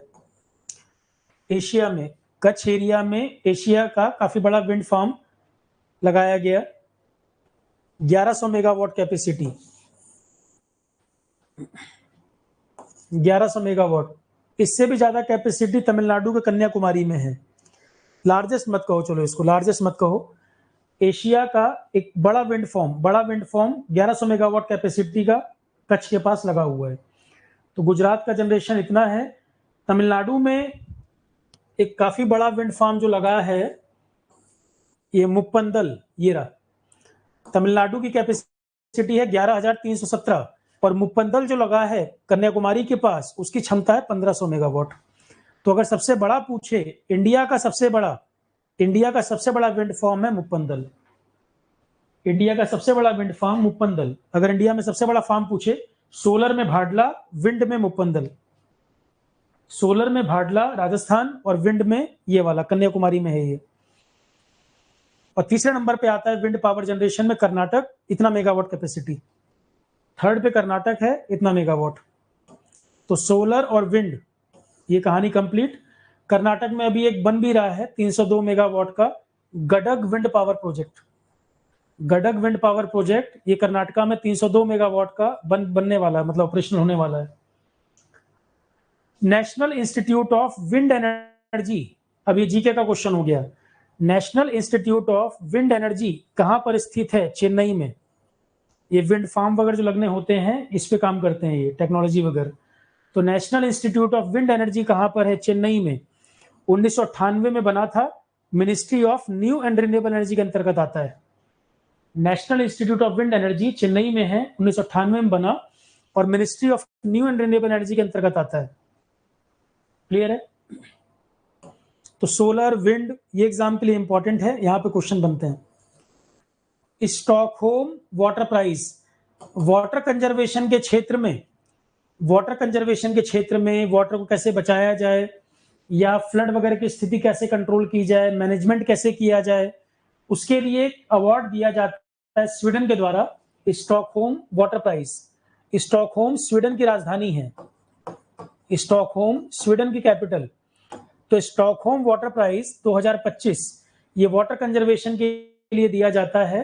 टेक्नोलॉजी कोई बनाए, कोई रिसर्च करे, फ्लड वगैरह को कैसे कम करे, ठीक, तो वाटर रिलेटेड चीज के लिए बेसिकली। तो स्टॉकहोम वाटर प्राइज 2025 में दिया गया है गुंटर ब्लॉस, गुंटर ब्लॉस इनको दिया गया है। 2025 का स्टॉकहोम वाटर प्राइज गुंटर ब्लॉस को दिया गया। इनकी रिसर्च किस पे है? फ्लड रिस्क के ऊपर और क्लाइमेट चेंज इंपैक्ट क्या है इसका, उस पर। जाने माने हाइड्रोलॉजिस्ट हैं गुंटर ब्लॉस, जाने माने हाइड्रोलॉजिस्ट जिनका रिसर्च है फ्लड रिस्क को कैसे कम करें, उसका क्लाइमेट चेंज पे क्या प्रभाव है, इन सब कामों के लिए, मतलब वाटर रिलेटेड काम है। 1991 में इस अवार्ड की शुरुआत हुई थी। ये दिया जाता है किस चीज के लिए? Water science, water management, protection water body का, मतलब water related work, water related science, technology, water management, protection water sources का इससे संबंधित है। ये इंडिविजुअल को भी मिल सकता है, संस्था को भी मिल सकता है। ये जो अवार्ड है इंडिविजुअल को भी दे सकते हैं, संस्था को भी दे सकते हैं। तो इंडियन को किसी को मिला है? इंडिया के जाने माने पर्सन राजस्थान के राजेंद्र सिंह, इनको वाटरमैन ऑफ इंडिया भी कहते हैं। 2015 में इनको भी मिल चुका है। राजेंद्र सिंह 2015 में इनको वाटरमैन ऑफ इंडिया के नाम से भी जाना जाता है, इनको दिया गया था ये। तो देखो सारी इंफॉर्मेशन एक साथ नहीं मिलेगी। जब मैं पीडीएफ इसीलिए मैं तैयार करता हूं, क्योंकि जहां पे नोट वगैरह लिखने हैं, एडिशनल क्वेश्चन कहाँ डाल सकते हैं, वो मैं अपने आप ऐड करता चलता हूँ। आप ये नेट पर ढूंढना शुरू करोगे, एक साथ सब मिलेगा भी नहीं। एग्जाम के पॉइंट ऑफ व्यू से नोट वगैरह लिखना, बीच में कुछ ऐड करना, वो मैं अपने आप ऐड करता चलता हूँ। तो बनी बनाई पीडीएफ मिल रही है, क्लास करके बस पीडीएफ रीड कर लोगे, बन जाएगा। और क्लास करने का फायदा क्या, 2-3 बार मैं रिपीट कर रहा हूँ, और एग्जाम के पॉइंट ऑफ व्यू से जो क्वेश्चन है साथ साथ ऐड करता चल रहा है। तो राजेंद्र सिंह, ये क्वेश्चन आता है, वाटरमैन ऑफ इंडिया के नाम से जाने जाते हैं, इनको भी ये सम्मान पहले मिल चुका है। वाटर कंजर्वेशन पर काफी काम है राजेंद्र सिंह का, ठीक है। उसके पहले सुलभ इंटरनेशनल, सुलभ शौचालय, जो ये कंसेप्ट है सुलभ शौचालय वाला, ये बिंदेश्वर पाठक इनके द्वारा लाया गया था। सुलभ शौचालय वाला जो कंसेप्ट है, सुलभ इंटरनेशनल संस्था, सुलभ इंटरनेशनल संस्था भी है। तो सुलभ शौचालय वाला कंसेप्ट भारत में लाए बिंदेश्वर पाठक, इनको भी ये सम्मान दिया गया था 2009 में। तो क्या इंडियन को ये सम्मान पहले मिला है? बिल्कुल मिला हुआ है। राजेंद्र सिंह को भी मिला हुआ है, और सुलभ इंटरनेशनल के बिंदेश्वर पाठक, उनको भी मिल चुका है पहले। वर्ल्ड वाटर डे कब होता है? जीके का क्वेश्चन। हर साल 22 मार्च को। इस साल जो वर्ल्ड वाटर डे मनाया गया, उसकी थीम क्या थी? Glacier preservation. इस बार का थीम था ग्लेशियर प्रिजर्वेशन। तो वर्ल्ड वाटर डे हर साल होता है 22 मार्च को। इस साल जो वर्ल्ड वाटर डे हुआ, उसका थीम क्या था? Glacier preservation, glacier preservation. Clear है? वर्ल्ड हैप्पीनेस रिपोर्ट कई बार पढ़ा चुका हूं, 2025 का भी डाटा आ गया है। इस बार इंडिया की रैंक कितनी है? 118, यही क्वेश्चन है, पहले भी कई बार पढ़ाया हुआ है। वर्ल्ड हैप्पीनेस रिपोर्ट, फिनलैंड लगातार 8वें साल नंबर 1 पे है। तो वर्ल्ड हैप्पीनेस रिपोर्ट 2025 का डाटा फिर आ गया है। फिनलैंड 8वां साल लगातार नंबर 1 पे है। नंबर 1 के बाद नंबर 2, 3 ये सब कौन है? डेनमार्क नंबर 2 पे है। टॉप 3 याद कर लो, top 3, Denmark number 2, Iceland number 3। तो फिनलैंड नंबर 1 पे है, Denmark number 2, Iceland number 3। India 118 पर, इंडिया 118 पर। कई संस्थाएं मिलकर इसको बनाती हैं रिपोर्ट को। Wellbeing research centre, university of Oxford, Gallup, और यूएन की एक संस्था है, UN sustainable development solution network. 3-4 agency मिलकर तैयार करती हैं इसको। तो फिनलैंड हैप्पीनेस इंडेक्स के मामले में फिनलैंड टॉप पर है, डेनमार्क 2 पर, आइसलैंड 3 पर। इसमें करते क्या है, लोगों से पूछते हैं, बहुत सारे लोगों से पूछते हैं कि उनकी लाइफ किस तरह से चल रही है, अपनी लाइफ से खुश है कि नहीं। लोगों से ही पूछा जाता है कि अपनी लाइफ, उनकी लाइफ किस तरह जा रही है। कई सारे क्वेश्चन वगैरह पूछे जाते हैं, उसके आधार पे तय करते हैं ये। तो इंडिया 118 पे, नेपाल 92 पे, पाकिस्तान 109 पे। इंडिया से ऊपर है रैंक पाकिस्तान की हैप्पीनेस इंडेक्स में। मैंने बताया लोगों से ओपिनियन लिया जाता है। अफगानिस्तान सबसे लास्ट रैंक पे है। लास्ट के 3 अगर देखोगे, अफगानिस्तान, सिएरा लियोन और लेबनान। लास्ट के तीनों अफगानिस्तान, सिएरा और लेबनान, ये 3 सबसे लास्ट है। यूरोपियन कंट्रीज की बात कर ले तो ज्यादातर तो कंट्री जो हैं वो टॉप 20 में आ जाते हैं। अमेरिका पीछे हुआ है इसमें। अमेरिका की रैंक जो है ड्रॉप हुई है, 24 नंबर पर आ गया है। इंडिया में हैप्पीनेस घटा है, अमेरिका में हैप्पीनेस घटी है, 24 नंबर पर आ गया है अमेरिका। उससे पहले 11 पे था। 2012 में 11 रैंक पे हुआ करता था, मतलब पिछले कुछ साल में लगातार अमेरिका की रैंक पीछे हुई है। 2012 का डाटा देखें तो अमेरिका 11 पे हुआ करता था, अभी 24 पर चला गया है। और 2024 में पिछले साल इंडिया की रैंक क्या थी, पहले भी पढ़ा चुका हूं, 126। पिछले साल इंडिया की रैंक थी 126, इस बार हम 118 पे हैं। लास्ट टाइम 126 थे, अभी 118 है। यूएनडीपी, ह्यूमन डेवलपमेंट रिपोर्ट, थोड़ा सा इसके बारे में बता दें। जीके में ऑलरेडी पढ़ाया हुआ है यूएनडीपी, फिर से रिपीट कर देता हूं, रिपोर्ट आई है अभी फिर से। देखो, यूएनडीपी, यूएन डेवलपमेंट प्रोग्राम, तो जीके में जो यूनाइटेड नेशन का टॉपिक पढ़ाया है उसमें सब संस्थाएं पढ़ाई हैं, यूनेस्को, यूएनडीपी, यूनिसेफ सब पढ़ाई हैं। तो यूएन डेवलपमेंट प्रोग्राम इसको बोलते हैं। 1965 में ये संस्था बनी थी। न्यूयॉर्क इसका हेडक्वार्टर है, लिखा हुआ है इसमें, लिखो मत, बस सुनने पे ध्यान दो। एकिम स्टीनर अभी हेड है यहाँ पर, इस संस्था को भी चलाते हैं एकिम स्टीनर, ब्राजील के एकिम स्टीनर ये चलाते हैं।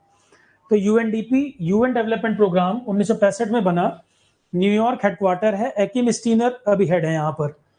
ये संस्था हर साल एक रिपोर्ट जारी करती है, यही क्वेश्चन है देखो। उस रिपोर्ट का नाम है HDR, ह्यूमन, लिखो मत, लिखा है सब थ्योरी में, समझ लो पहले। यहाँ ह्यूमन डेवलपमेंट रिपोर्ट ये आती है एवरी ईयर, हर साल आती है रिपोर्ट एवरी ईयर।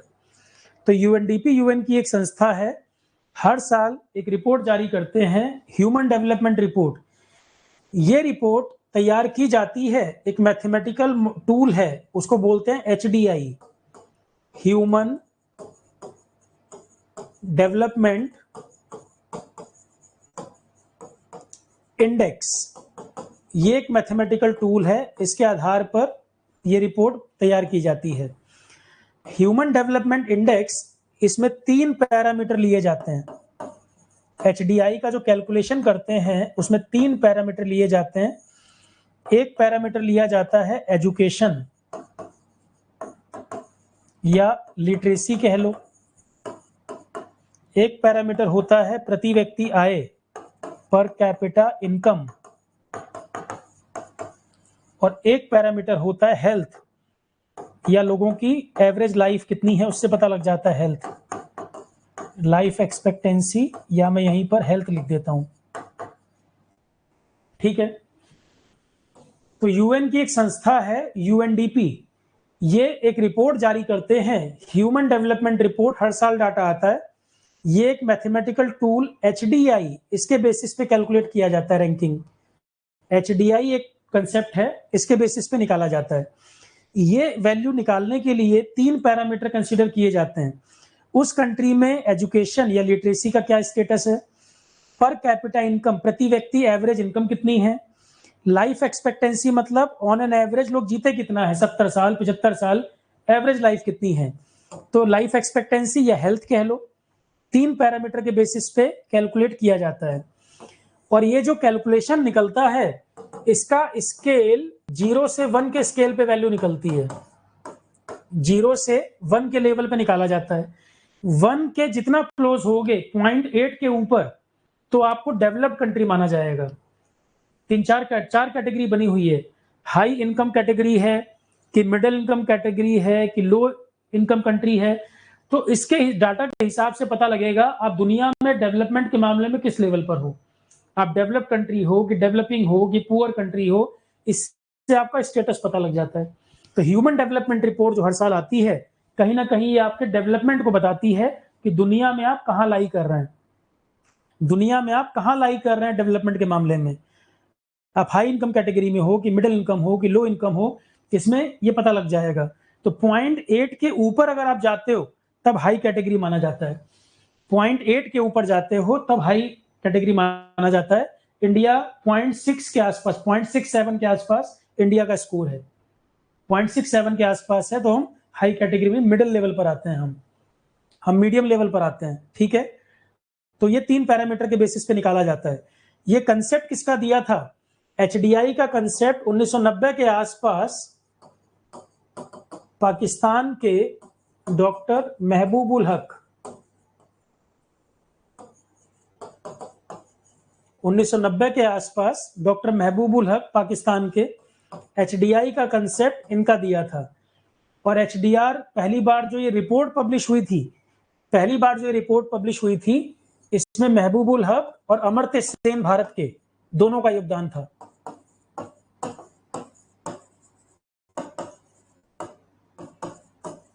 पहली बार जो 1990 में ये पब्लिश हुई थी रिपोर्ट एचडीआर वाली, इसमें अमर्त्य सेन का योगदान भी था, इनका भी था। देख लो, समझ आ रहा है? तो एचडीआई का जो कंसेप्ट है, एचडीआई वाला जो कंसेप्ट है 1990 में डॉक्टर महबूबुल हक पाकिस्तान, इनका योगदान है इसमें। और इसके आधार पे जो रिपोर्ट पहली बार पब्लिश हुई थी 1990 के आसपास, वो इन दोनों ने मिलकर तैयार किया था। क्लियर है? उसमें इन दोनों का योगदान है। तो ह्यूमन डेवलपमेंट रिपोर्ट हर साल जारी होती है। ये रिपोर्ट कैसे बनती है? ह्यूमन डेवलपमेंट इंडेक्स, इसको कंसिडर किया जाता है। ये 3 पैरामीटर को लेकर निकाला जाता है, 0 से 1 के स्केल पे कैलकुलेशन होगा। ये कंसेप्ट इनका दिया हुआ था और ये रिपोर्ट पहली बार इन दोनों ने मिलकर पब्लिश कराया था, इन दोनों का काम था इसमें। तो अब इस रैंकिंग को देखकर पता लग जाएगा कंट्री का क्या स्टेटस है, डेवलप्ड, डेवलपिंग, पुअर, किस लेवल पे है, हाई इनकम है, लो इनकम है, मिडिल इनकम है, इससे पता लग जाएगा। तो क्या इससे पहले कोई कंसेप्ट नहीं था डेवलप, डेवलपिंग वगैरह पता करने का? अगर इसमें कहीं कुछ नोट करना है, शॉर्ट में लिखना है तो लिख लो, फिर मैं आगे लिखूं, या फोटो ले लो। आगे बढ़े।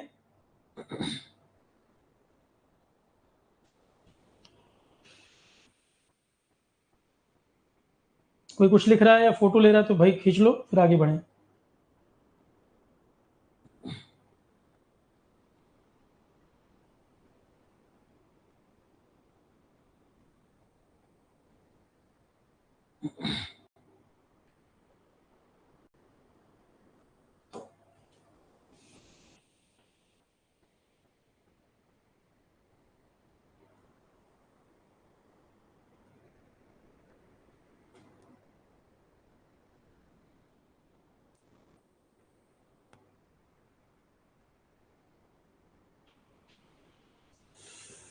ओके, इससे पहले ये तो कंसेप्ट हम आज फॉलो करते हैं। अर्लियर इससे पहले कंसेप्ट होता था PQLI। फिर से रिपीट कर देता हूं, रिवीजन हो जाएगा, पढ़ाया हुआ है।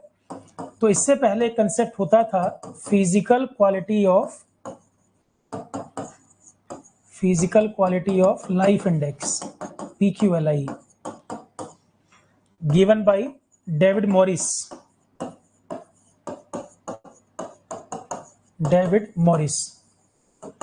तो ये क्या बताता था? कंट्री का क्वालिटी ऑफ लाइफ या वेल बीइंग, कंट्री में लोगों की स्थिति कैसी है, क्वालिटी ऑफ लाइफ लोगों की कैसी है, क्वालिटी ऑफ लाइफ या वेल बीइंग ऑफ अ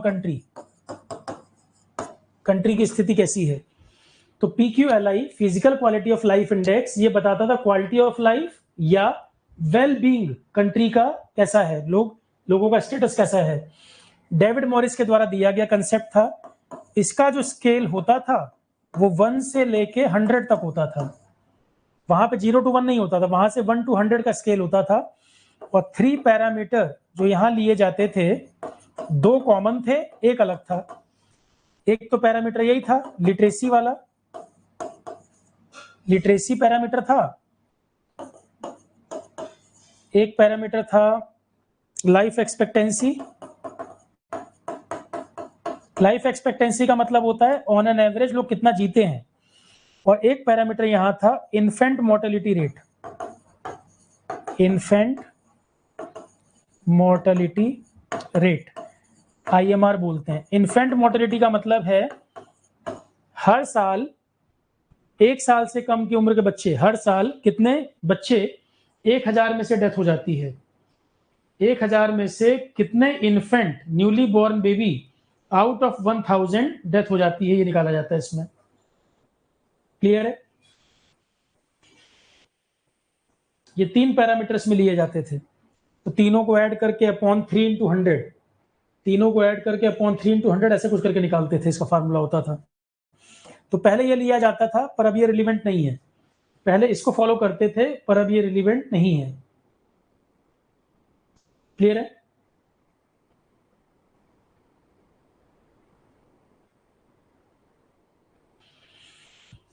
तो physical quality of life index David Morris का दिया गया कंसेप्ट 1 से 100 के स्केल पे निकाला जाता था। 3 पैरामीटर लिटरेसी, लाइफ एक्सपेक्टेंसी और infant mortality rate. Per capita income की जगह यहां पर IMR लिया जाता था।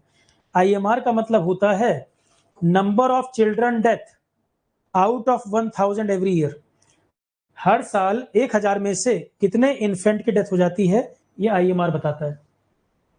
एक होता है MMR, maternal mortality rate, 1 lakh में से कितनी महिलाओं की हर साल डेथ होती है, उसको MMR बोलते हैं। IMR 1000 में से निकाला जाता है, MMR 1 लाख में से निकाला जाता है। तो IMR होता है 1000 में से, पढ़ाया हुआ है थ्योरी में सब। 1000 में से हर साल कितने इन्फेंट की डेथ होती है, मोर्टेलिटी मतलब डेथ। 1000 में से हर साल कितने इन्फेंट की डेथ होती है, दैट इज IMR। और 1 लाख में से कितनी प्रेग्नेंट वीमेन की डेथ हो जाती है, वो MMR होता है, मैटरनल मोर्टेलिटी रेट बोलते हैं उसको। पर यहाँ पर IMR लिया जाता था फार्मूले में। तो अब इस बार का जो डाटा आया है ह्यूमन डेवलपमेंट रिपोर्ट का, उसमें इंडिया का क्या स्थान है, 130। और रिपोर्ट ऐसा नहीं कि हर साल डाटा उसी साल का आता है। 2025 में जो रिपोर्ट रिलीज की गई है वो 2023 का डाटा है। 2025 में जो रिपोर्ट अभी आई है मई फर्स्ट वीक में, वो 2023 के लिए जारी की गई है। ऐसा नहीं है कि हर साल लेटेस्ट रिपोर्ट आती है। 2023 की रिपोर्ट 25 में रिलीज हुई है मई फर्स्ट वीक में। आगे बढ़े, ये देख लिया।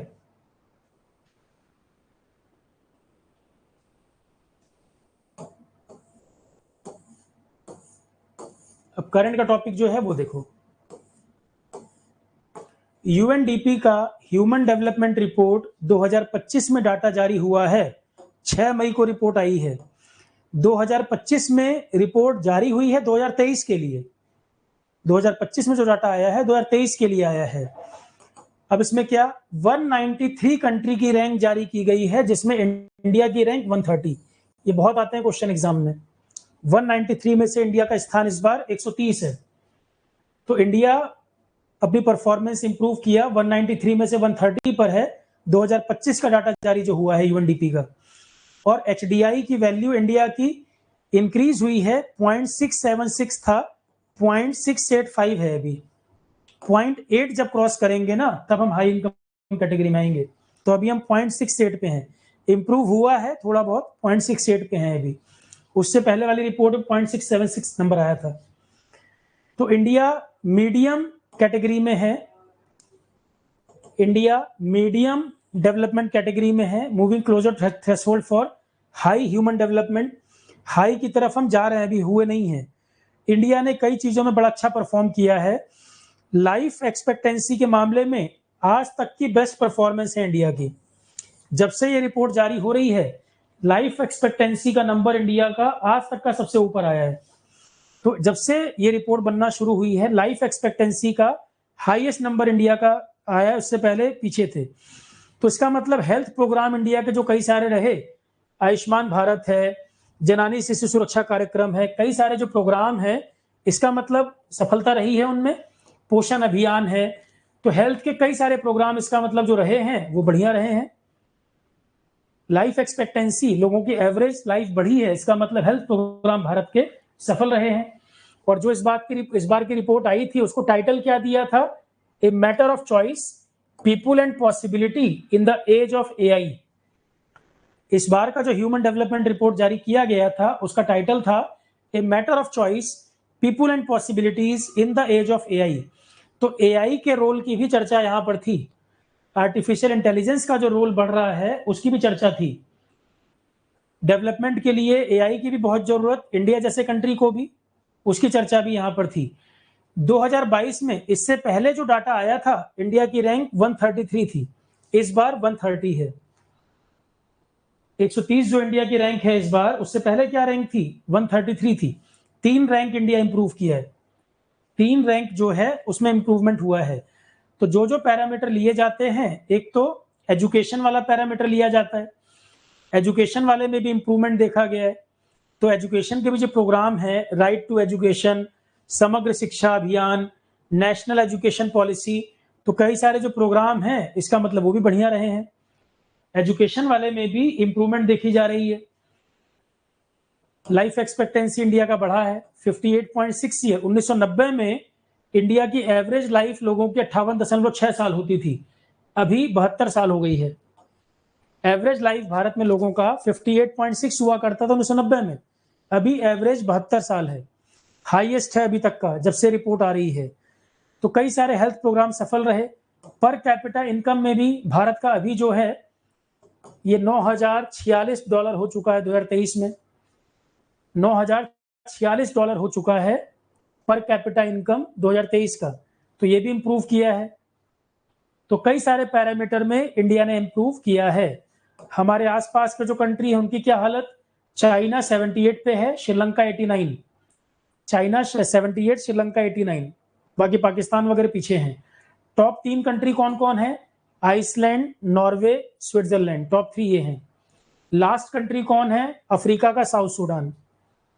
Top 3 country Iceland, Norway, Switzerland, last country South Sudan.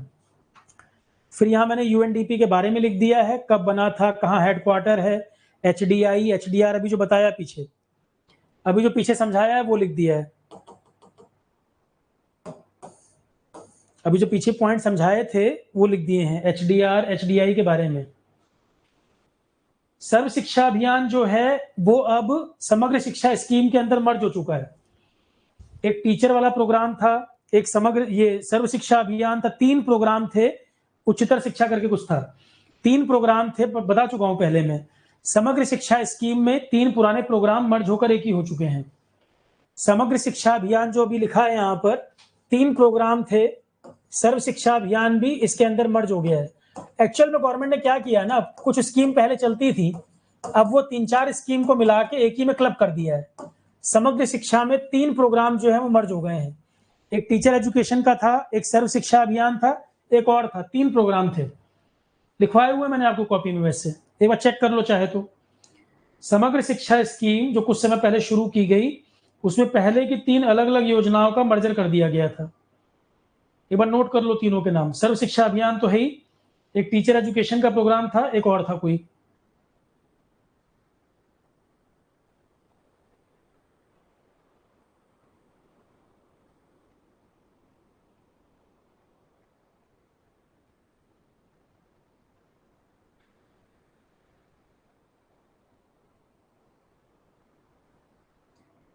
एक बार चेक कर लो जरा, सर्व शिक्षा तो है ही, इसमें 2 और मर्ज हुए थे, 3 मर्ज हुए थे।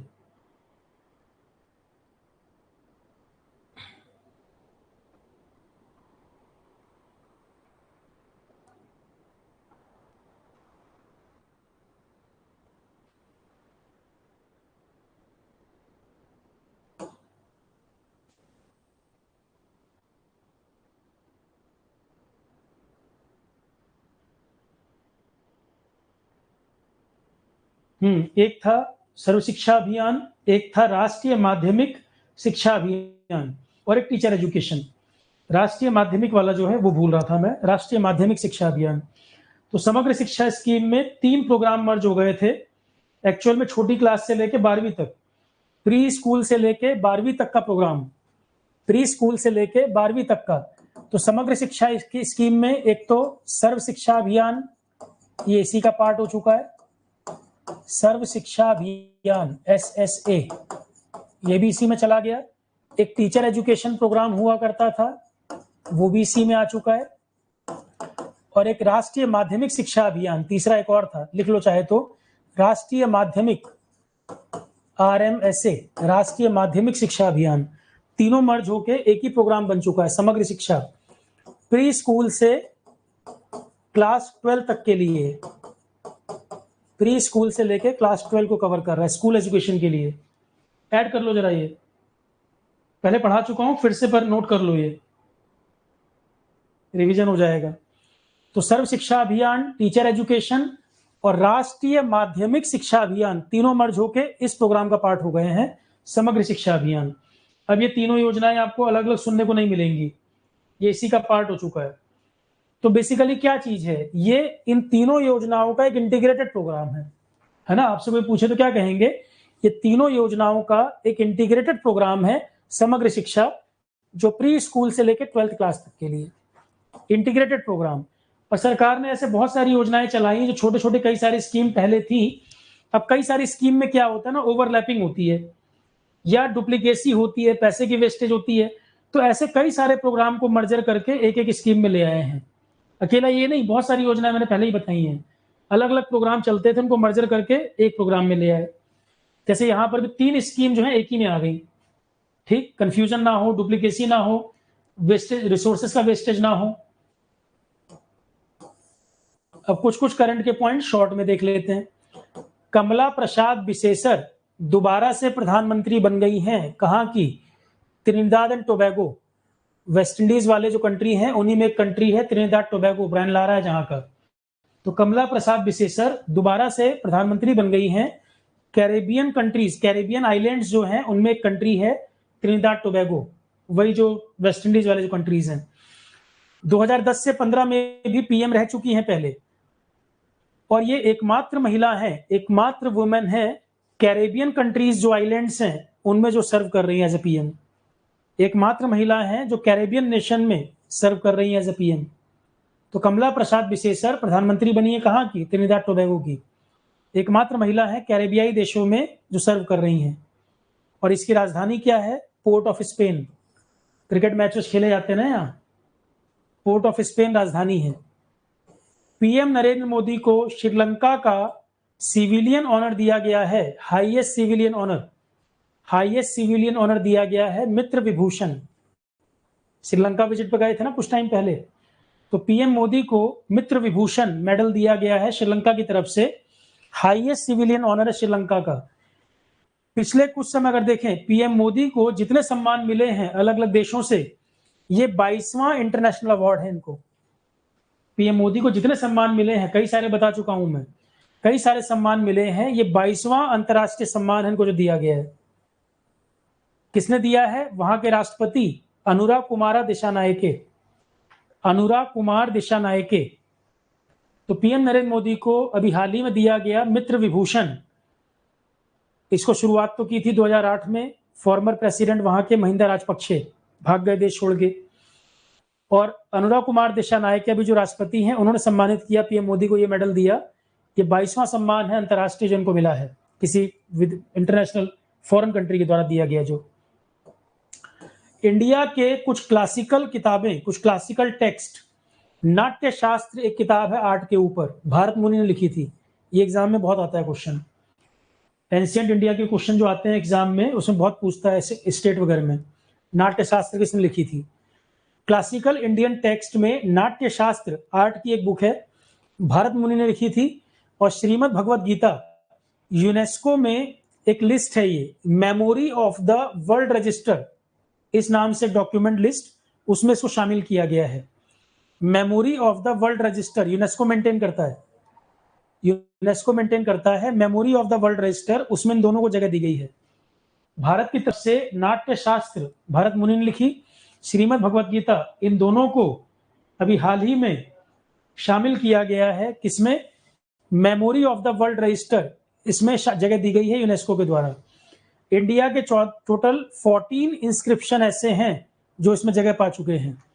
भारत की तरफ से टोटल 14 इंस्क्रिप्शन ऐसे हैं, वेद पुराण 14 ऐसे इंस्क्रिप्शन हैं जिनको इसमें जगह मिल चुकी है। नाट्य शास्त्र जो है आर्ट की बुक है, art form, performing arts. Uttarakhand ने अभी एक प्रोग्राम चलाया है, कुछ गांव एडॉप्ट किए जा रहे हैं जहां पे संस्कृत सिखाई जाएगी, लोगों को संस्कृत को बढ़ावा दिया जाएगा। तो उत्तराखंड ने एक प्रोग्राम शुरू किया है, आदर्श संस्कृत विलेज। आदर्श संस्कृत विलेज 13 जिलों में से हर जिले में से एक गांव लिया जाएगा, अडॉप्ट किया जाएगा, जहां संस्कृत को प्रमोट करेंगे। तो आदर्श संस्कृत विलेज प्रोग्राम संस्कृत को बढ़ावा देने के लिए, जो यहाँ की दूसरी ऑफिशियल लैंग्वेज है, दूसरी ऑफिशियल लैंग्वेज हिंदी के बाद दूसरी संस्कृत उत्तराखंड में, देवभूमि बोलते ही हैं। तो उत्तराखंड कैबिनेट ने अप्रूवल दिया है Adarsh Sanskrit village programme Sanskrit promote करने के लिए। सेकंड ऑफिशियल लैंग्वेज है वहां की। पहले चरण में 13 डिस्ट्रिक्ट में से हर जिले में से एक गांव अडॉप्ट किया जाएगा जहां संस्कृत को बढ़ावा देंगे, संस्कृत सिखाई जाएगी। और संस्कृत के साथ साथ कैसे रोजगार से भी जोड़ेंगे, संस्कृत को रोजगार से भी कैसे कनेक्ट करेंगे, उस पर भी काम होगा।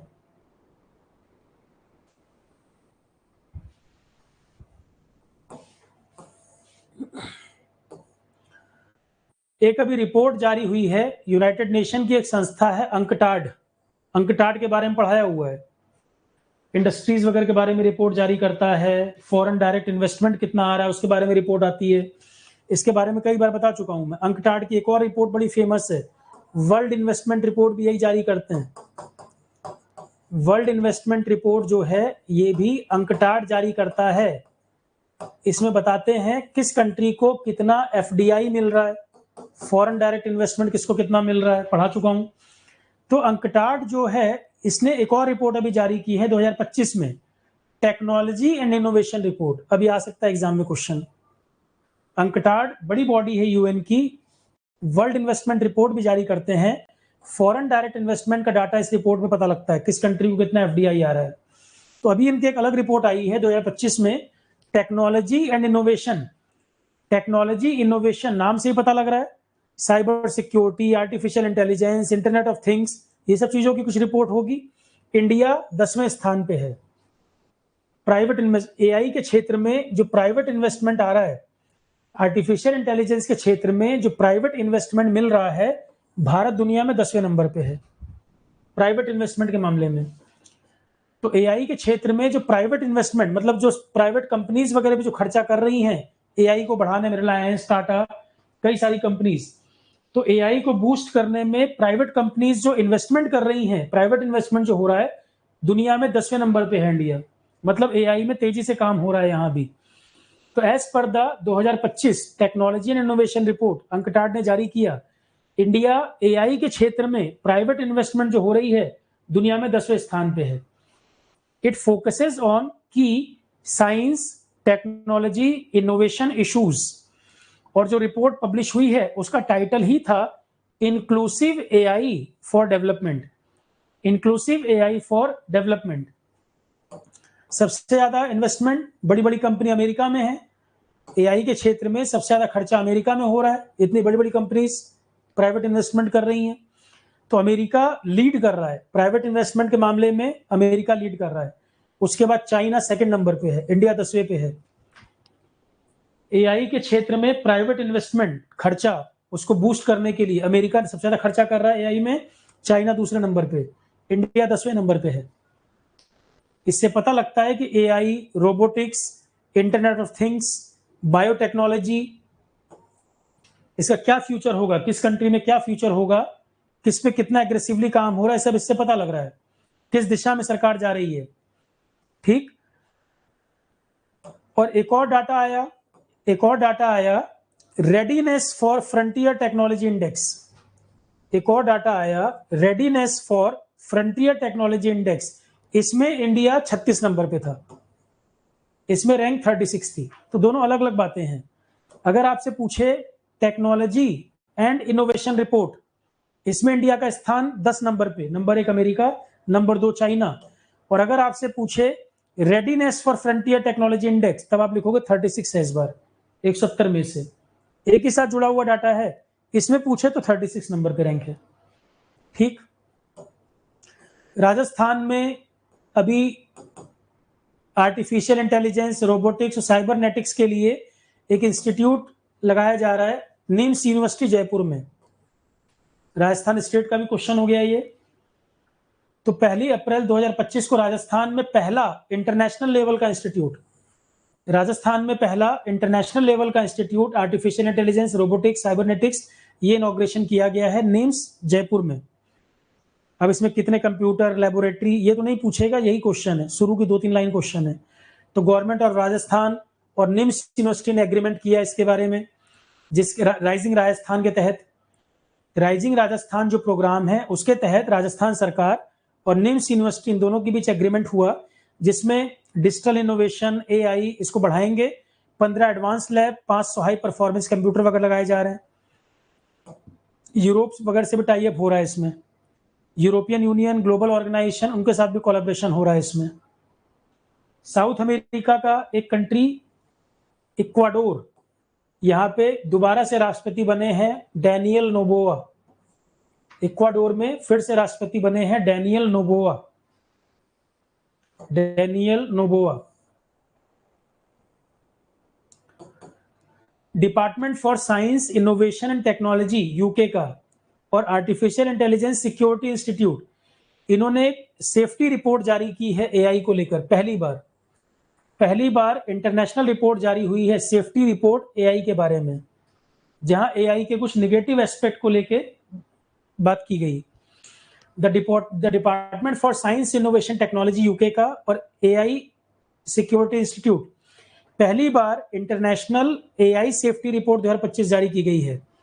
यहाँ पे चाइल्ड सेक्सुअल एब्यूज मटेरियल के बढ़ते हुए खतरे की चर्चा की गई।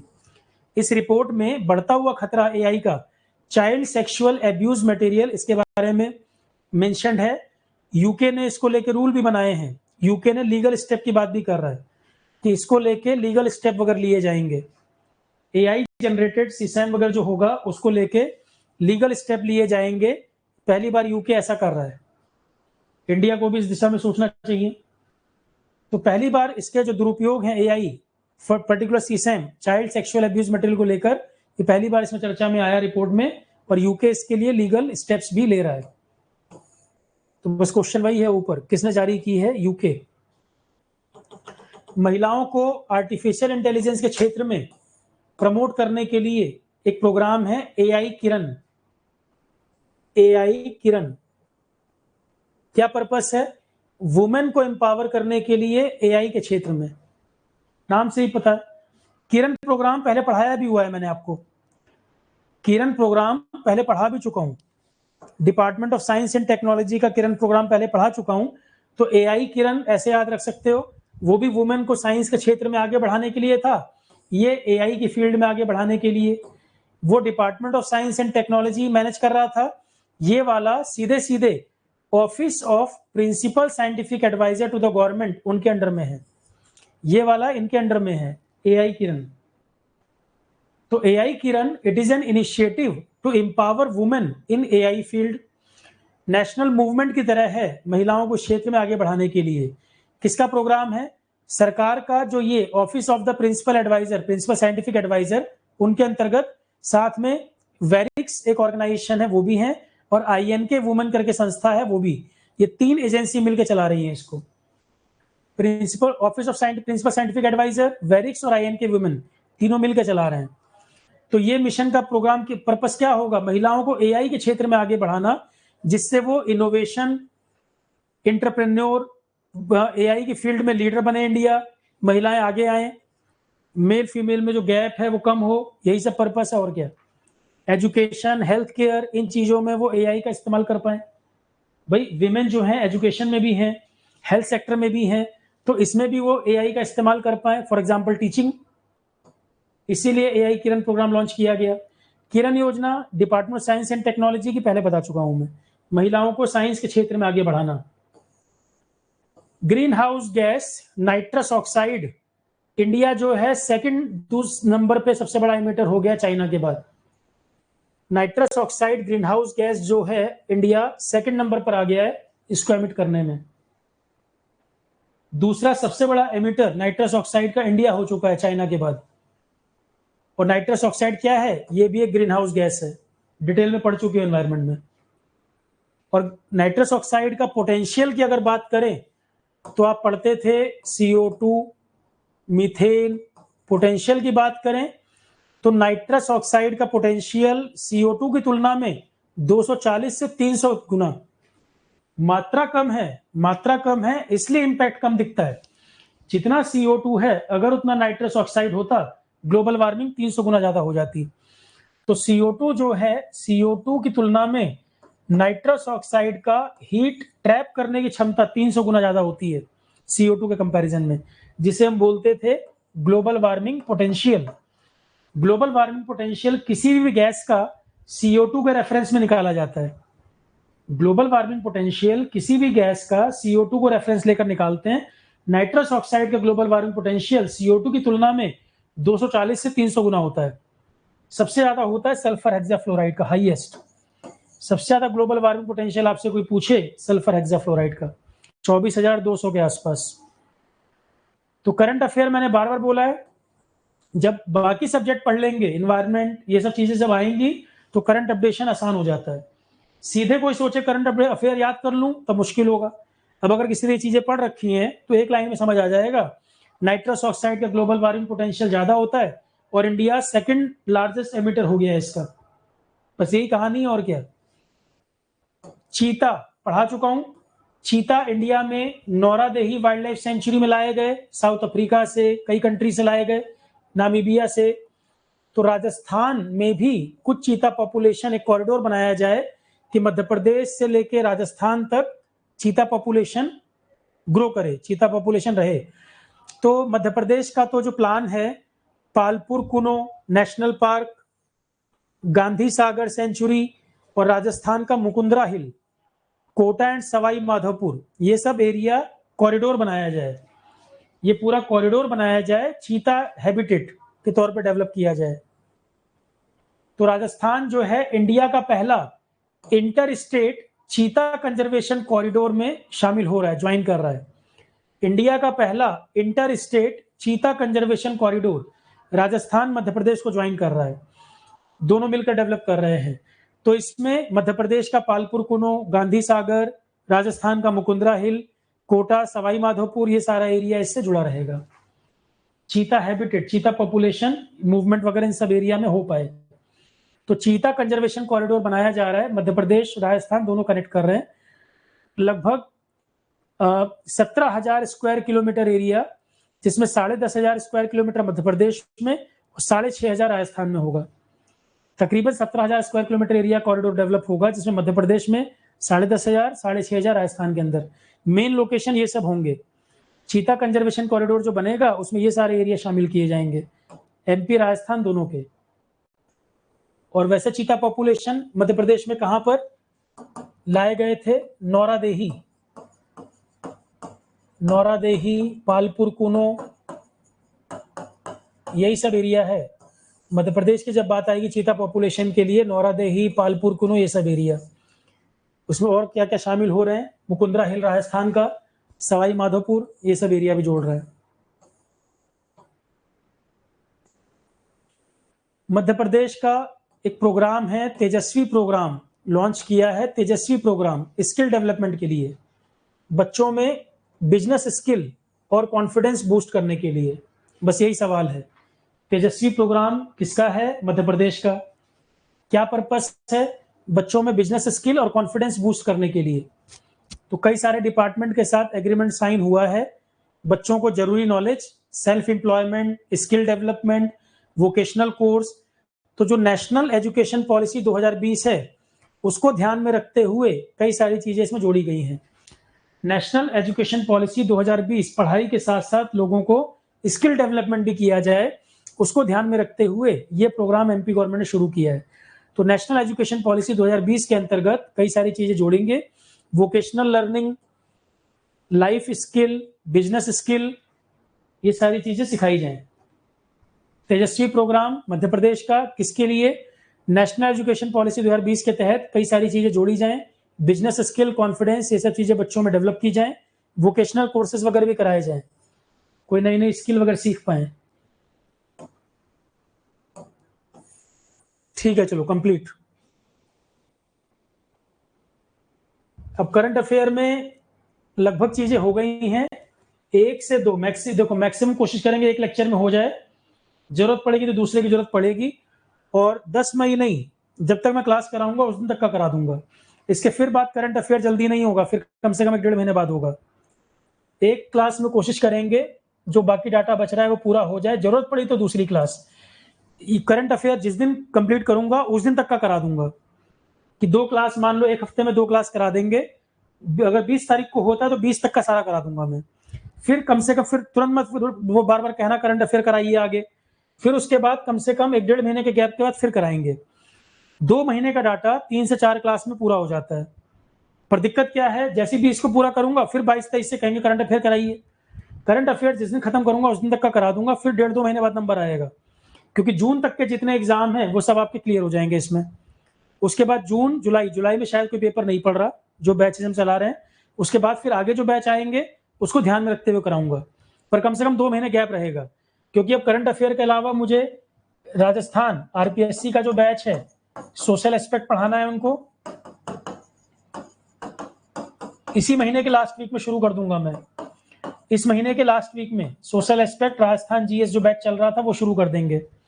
तो करंट अफेयर की 1 से 2 क्लासें करा के उसके बाद 1 से 2 क्लास एथिक्स, ईएस में आएगा, ये ईएस में आएगा 1 से 2 क्लास एथिक्स।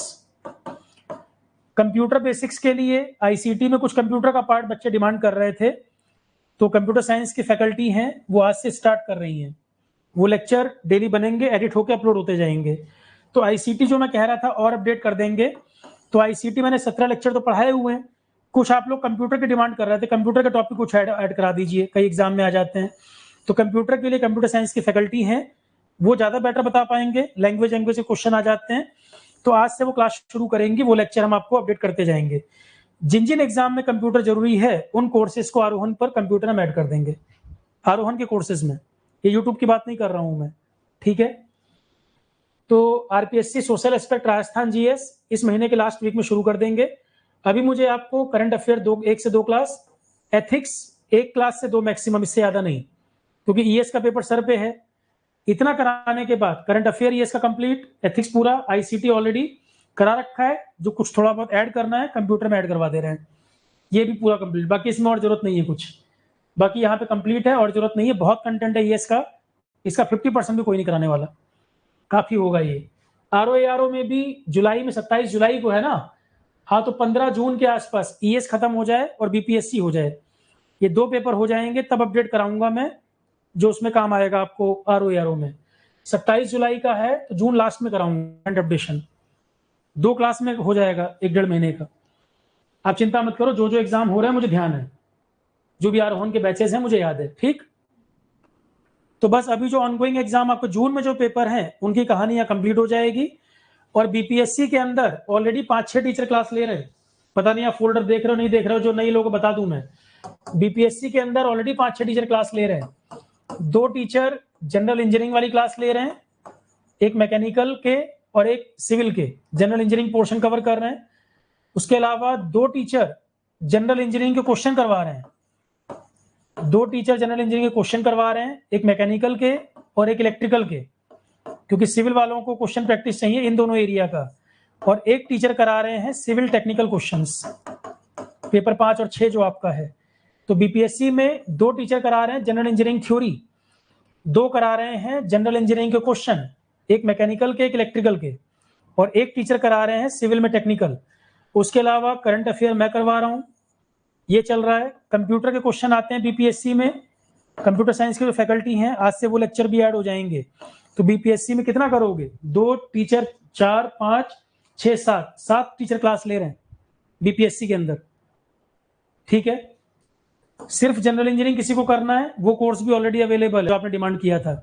केवल जनरल इंजीनियरिंग भी अवेलेबल है, केवल जीएस करना है वो भी अवेलेबल है, सारा बता रखा है, ठीक है। चलो class, thank you all of you. Next class अब 2 दिन बाद रखेंगे, जो नया कंटेंट है वो ऐड कर दूं, पहले फिल्टर करने में भी टाइम लगता है। मैकेनिकल टेक्निकल के क्वेश्चन चल तो रहे हैं जनरल इंजीनियरिंग में चल तो रहा है मैकेनिकल टेक्निकल, यूपीपीएससी को भी देते हैं, ये कह रहे हो, चलो ऐड कर देंगे। सिविल का तो मैंने ऐड कर दिया, मैकेनिकल भी ऐड कर देंगे, ठीक है, चलो class, thank you all of you.